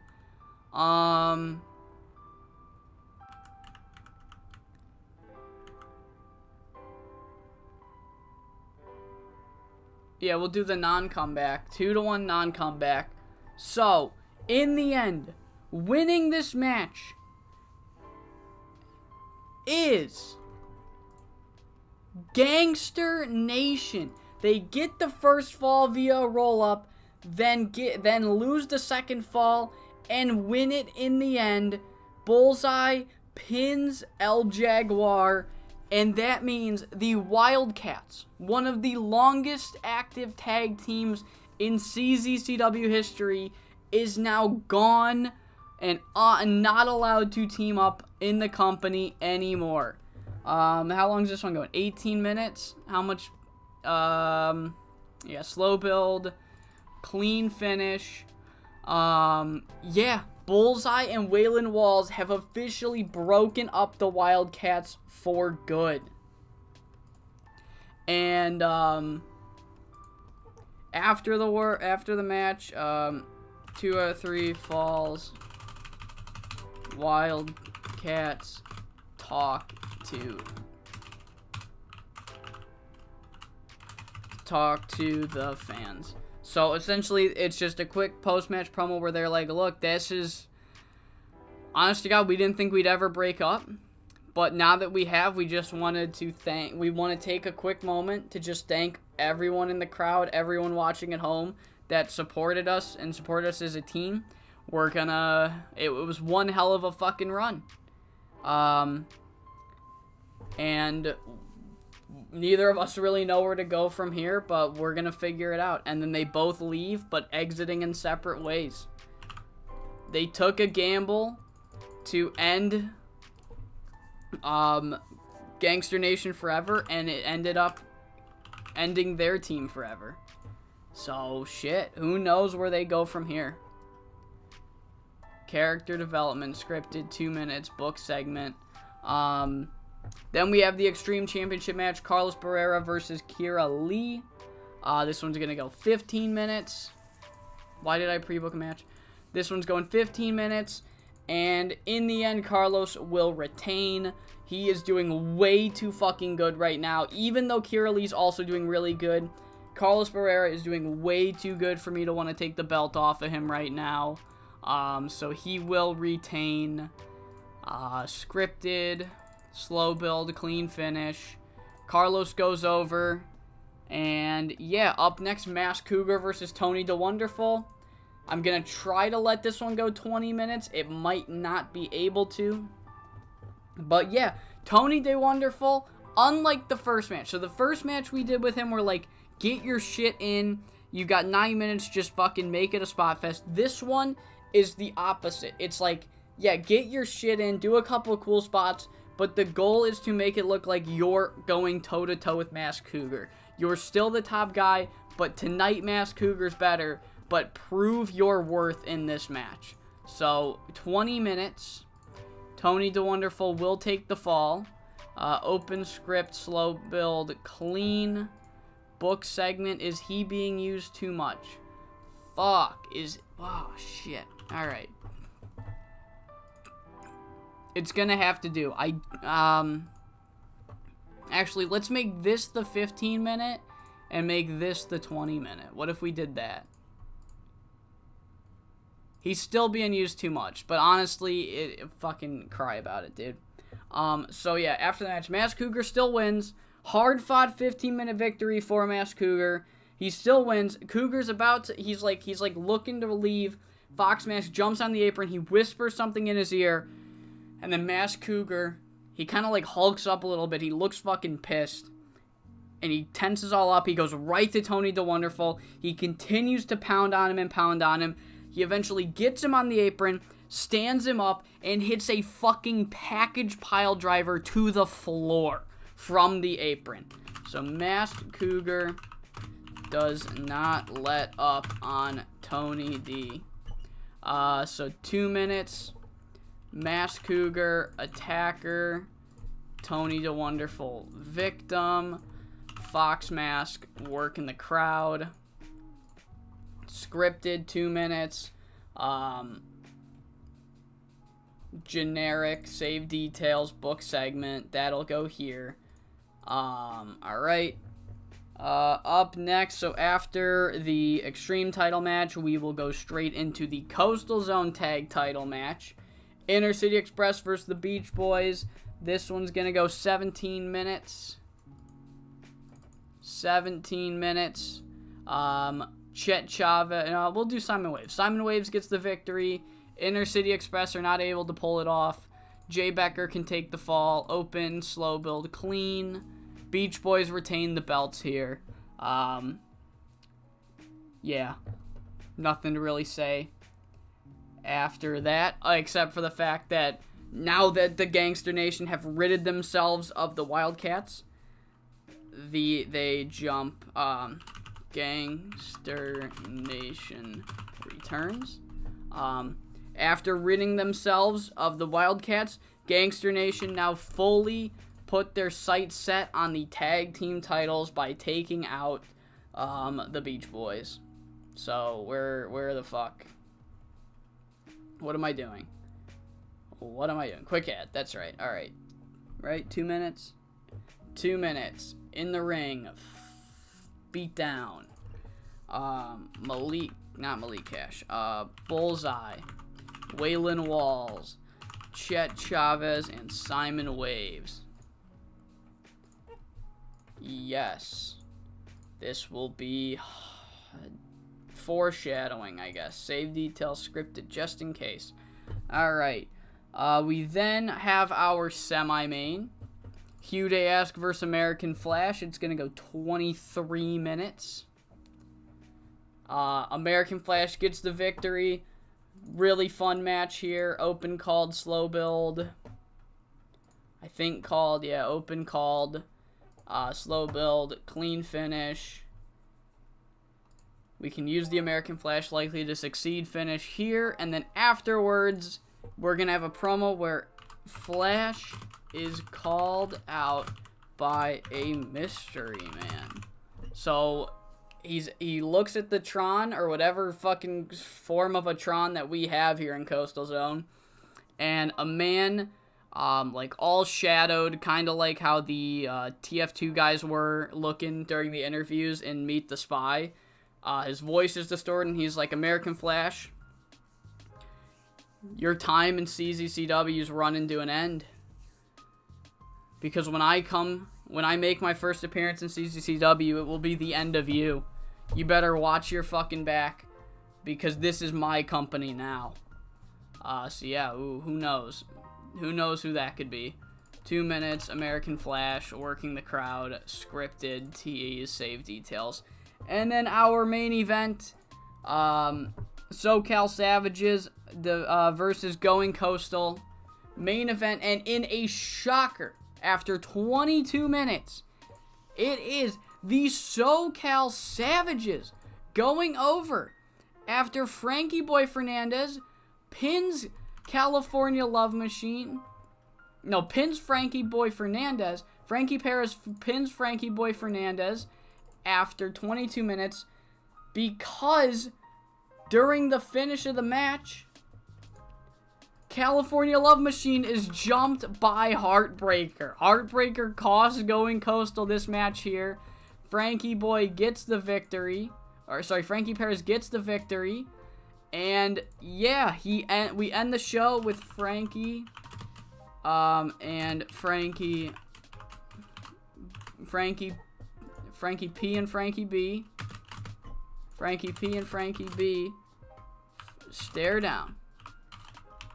So essentially what happens is Frankie Perez ends the show by staring down Frankie Boy while he's on the ground while holding up both the COTT World title and the Coastal Zone World title. So 6 minutes, Frankie Perez, background player Frankie Boy working the crowd. Serious 6 minutes in the ring. Do we have any angle whatevers? Do I not have a fucking... I guess I don't. Alright. Book segment. 6 minutes. This should go 150 perfectly. Let me move around my shit in my spreadsheet so I don't forget what I'm doing. So that's going 17. That's going to go 22. Honestly...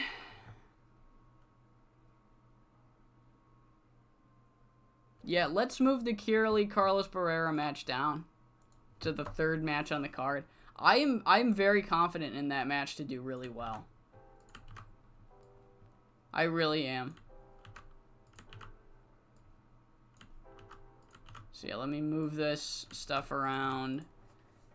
Alright. That looks all good.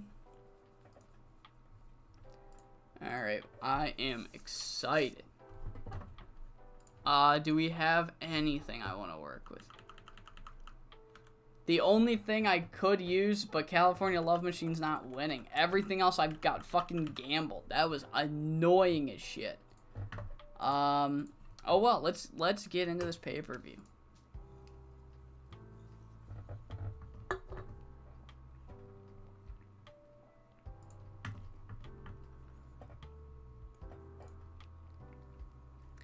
Alright. Far too much. We're just gonna have to deal with it. Not be penalized. Alright. So, we kick things off hot and ready. Hardcore match. A little more extreme than the extreme matches. As I've explained, I like to book the Coastal Zone Extreme title as like an X Division title. So, while all extreme title matches have to end in pinfall and submission and there's no DQs, they don't really go all out with the weapons per se. However, this match specifically is a hardcore match. They pull out the weapons. They pull out the bricks and a brick. Why was that the first thing that came to my mind? They pull out the chairs. They pull out everything. Zell Quinn tries his hardest, but Luis Montero Jr. is too much for him. He's finally gotten his hands on Zell Quinn after weeks and weeks and weeks of Zell fucking him over constantly. And in the end, after 12:32, Luis Montero Jr.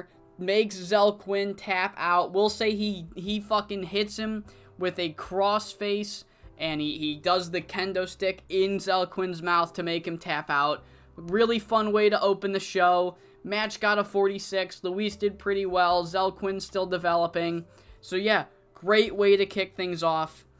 And, yeah, up next, though, immediately after the hardcore match is the one with the stakes.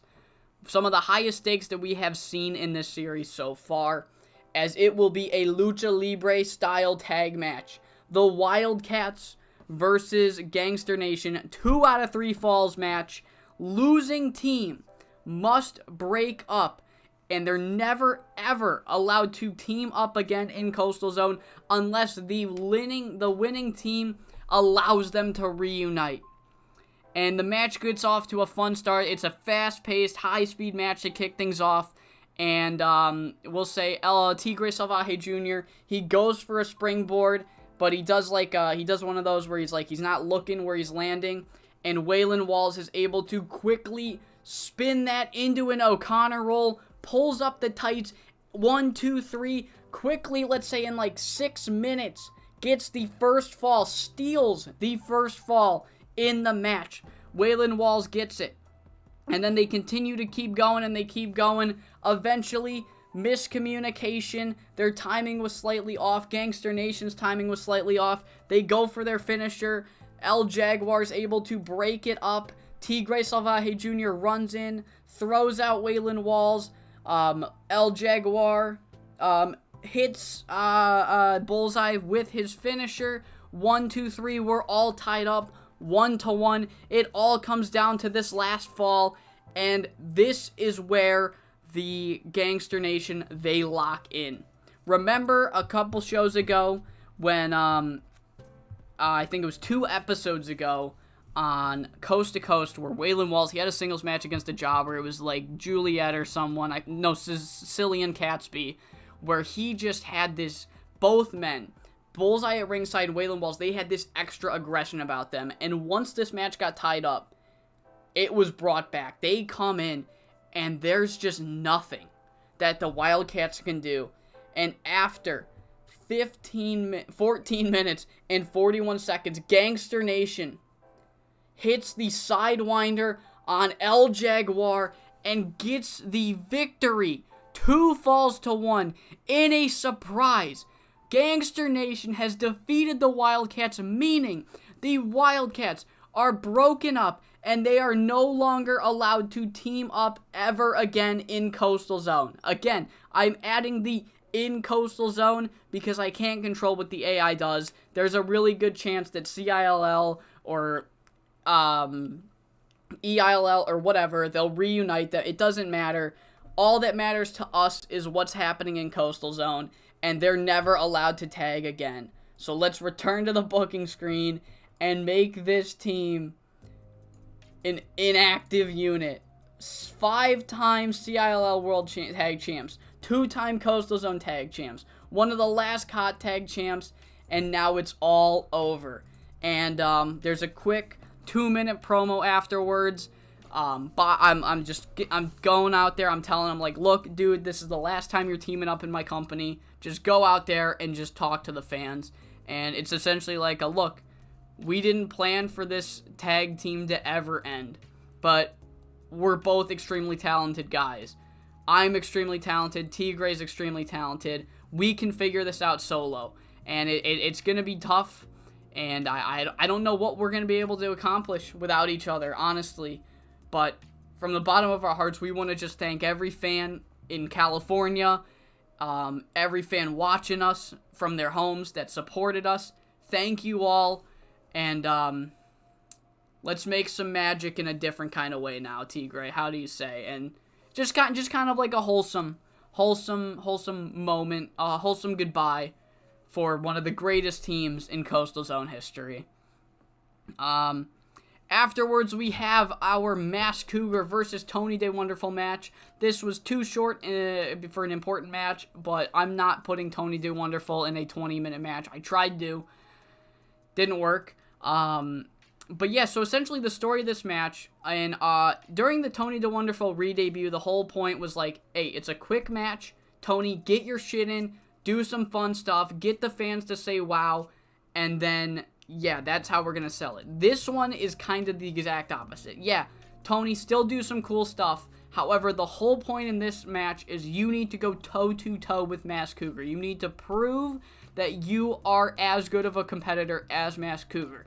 Even though Cougar was better tonight, maybe next time he won't be. That's the whole point we want to get across. So this match goes 15 minutes and 23 seconds. Eventually, Masked Cougar hits the Cougar Pounce on Tony Day Wonderful, getting the victory. 62 rated match, really fun match. And afterwards, Masked Cougar, he's feeling good. He's gotten a win. His first pay-per-view win in the year 2022. But Fox Mask, he jumps onto the apron. He's like, Cougar, come over here. And he whispers something into Masked Cougar's ear. And the second he's done talking, Cougar's head shoots up. He starts to tremble a little. He looks over at Tony Day Wonderful, and he just starts to ground and pound, and ground and pound, and ground and pound, until Tony Day Wonderful has to roll out. He tries to roll to the floor, but he only gets to the apron before Masked Cougar stomps on his neck. He's holding his head down to the apron as hard as he can, so Tony Day Wonderful can't move. Eventually, Cougar gets onto the apron himself, sets up for a pile driver, does the Kevin Owens package pile driver from the apron to the floor, and Tony Day Wonderful grossly bounces up, falls flat, and then Masked Cougar, he fucking fires up, he yells, he's like, fuck, and then they leave, but Tony Day Wonderful can't move. He can't move, and he is stretchered out of the arena tonight after a vicious and unnecessary attack by Masked Cougar and Fox Mask following their match. Up next is the 2v2 tag team title match. It was pretty good. It was alright. Decent match. Good wrestling. However, unfortunately for the Inner City Express, they had a good run going into this pay-per-view, but in the end it was the Beach Boys coming out on top. After 14 minutes and 31 seconds, Simon Waves submits Jay Becker. Defense number 6 of the Beach Boys tag titles is under their waist, is under their belt, I think that's the right term. But yeah, a little mini feud for the Beach Boys and Inner City Express here. However, a much bigger feud is upon us, because now that the Wildcats are taken out for good, Gangster Nation come out and they jump the current tag champs and make their presence known, that now that nobody stands in their way, Gangster Nation are coming for the CZCW World Tag Team Championships. Up next is a very good match. Not quite a 70. I was really hoping maybe it would break a 70, but I'm not surprised that it didn't. However, it was still a great match, as Carlos Barrera makes defense number 6 of the Coastal Zone Extreme Championship, defeating Kira Lee in 19 minutes and 32 seconds with the Curb Your Enthusiasm, which I have been informed is not a curb stomp, it's an STO, and that is disgusting. However, Carlos Barrera is still doing really well and continues to give us ratings when needed. I mean, this dude is just much better than he has any right to be right now. This match gets a 69. Just great overall. And, yeah, going into our semi-main. 76 rated match for Hugh Day-Ask and American Flash. And it would have been even better if Hugh Day-Ask was not really off his game. But even with being really off his game, this match gets a nice 76. And, yeah, Hugh Day-Ask not too happy that American Flash was taking pity on him. He felt like he was being condescending. Whether American Flash was trying to be a dick or not, it didn't matter. It did not come across like he was being, you know, a nice guy. He came off pretty cocky. So that's how this match started. But in the end, 20 minutes and 2 seconds go by. High velocity senton. American Flash gets the victory. And afterwards, the lights dim. And the screen goes black. And on the screen, there's a man. But you can't really make out who it is. There's a guy on screen. It's like he's being interviewed for some sort of, like, you know, crime show or whatever, where it completely, like, shadows their face, distorts their voice, and essentially, this guy who we don't know the identity of tells American Flash that he needs to watch his back because American Flash thinks he's the future of Coastal Zone, and unfortunately this mystery man says that he is the new future of Coastal Zone, and that essentially this is his company now, and American Flash needs to watch his back. Chilling stuff. We don't know where that was coming from. And it's time for our main event, the SoCal Savages versus Going Coastal. Savages want to establish themselves in the tag team scene, and what a better way to do that than taking out one of the best tag teams in Coastal Zone history. And honestly, they do. After 22 minutes and 9 seconds, for some reason, Frankie Perez cheated. I didn't do that. I did not have Frankie Perez cheat. I don't know why it had that. What happened was, Going Coastal were doing some tag team moves near the end of the match when eventually the ref gets bumped and Heartbreaker runs in, takes out California Love Machine. Frankie Boy Fernandez has no time to go out there and help California Love Machine as he turns around into the SoCal Savages finisher. They don't use the ropes for leverage. I did not put them to cheat. That's very annoying that was put in there. However, Heartbreaker runs in, cost Going Coastal the match.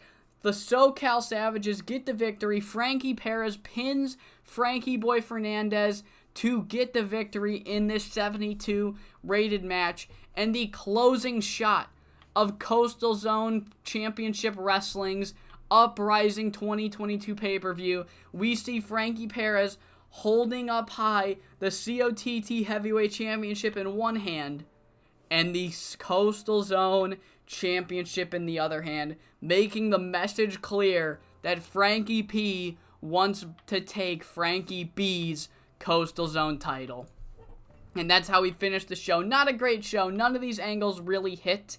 I wasn't able to let them hit at all because my fucking creative team shit the bed once again. Yeah, I'm gonna throw them under the bus. I had 230 creative points to spend. I'm like, all I need is one fucking good creative finish, and then I can do the angle ideas, and I got 5 big gambles in a row. So fucking God, this happens every pay-per-view. Whatever. Frankie Boy Fernandez, you did fucking great.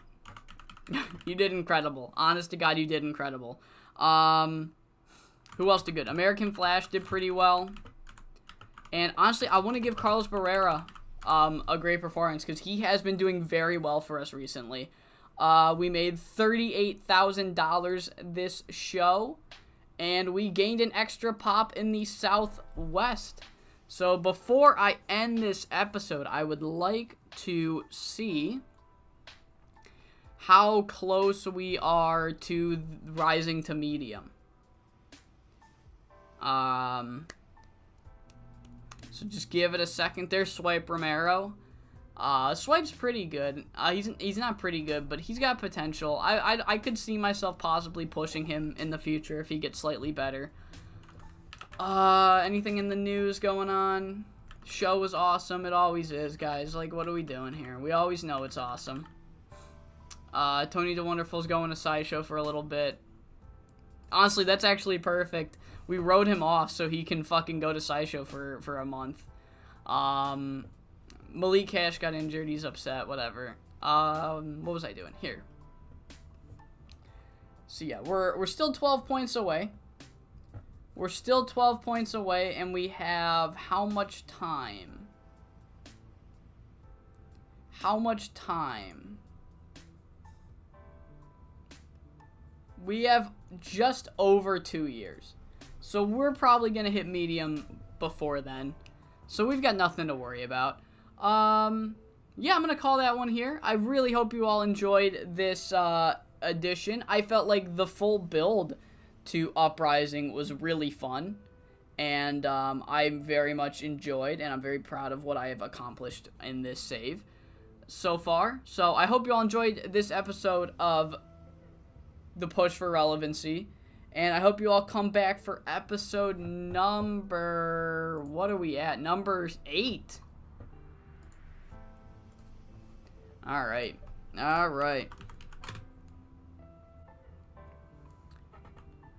Already 7 episodes in the book. Alright. Evolution. Wait, what?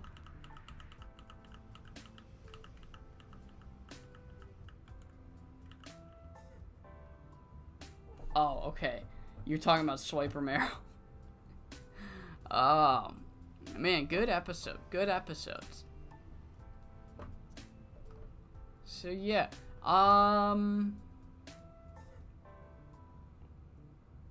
The next stream is gonna be even fucking bigger. That is one hell of a fucking stable. I don't know why Killer Shark's not in here, but that is fucking one hell of a killer stable. Really, Lackey? Man, fucking never mind. The stable's doomed. Stable's doomed. Alright. So how much did that hurt Frankie boy? Oh, he lost 1 point. Nice. He lost 1 point. Frankie Perez gained a shit ton this fucking run. What's Carlos looking at? Carlos at 37. I mean, we're chilling. We're chilling. We got some good things cooking. Yeah, honestly, I think I'm gonna call it here. I don't know. Full transparency, I do not know if I will have the first episode of CZCW condensed ready for tomorrow. It might have to be a Sunday upload. So yeah, they treated Joshua Taylor like shit this whole time. I am never gonna call him Swipe Carino. I will not do it. I can't. So yeah, great connection, by the way. We fixed the problems. I've handmade my own Ethernet cord, and then I've also fixed the bitrate on Streamlabs, and not once did I have less than excellent connection here. So I think we're gonna be good for streams from now on. So despite that hiccup at the beginning, and I wouldn't even call it a hiccup, because it was just me realizing, like, holy fuck, I think I can figure out this final issue that I'm having. Streams are going to be good, in terms of quality. And content quality and stream quality. So, you know. Yeah, but up next we will be back with, whenever I come back, maybe Monday or Tuesday, not sure, but next stream will be a 5SSW stream. We will be doing Wrestle Challenge number 15, not 25. Wrestle Challenge 15 is next. Nothing's pre-booked for that pay-per-view, so everything's happening as it comes in. So, yeah, I hope you all are fucking with the Coastal Zone save. I'm fucking with it. It's been a while since I've done a proper, like, weekly sports and esque show, and I'm kind of fucking loving it. So, you know, I hope you all enjoyed the stream. I'll see you guys Monday or Tuesday, barring any fucking disasters, I guess.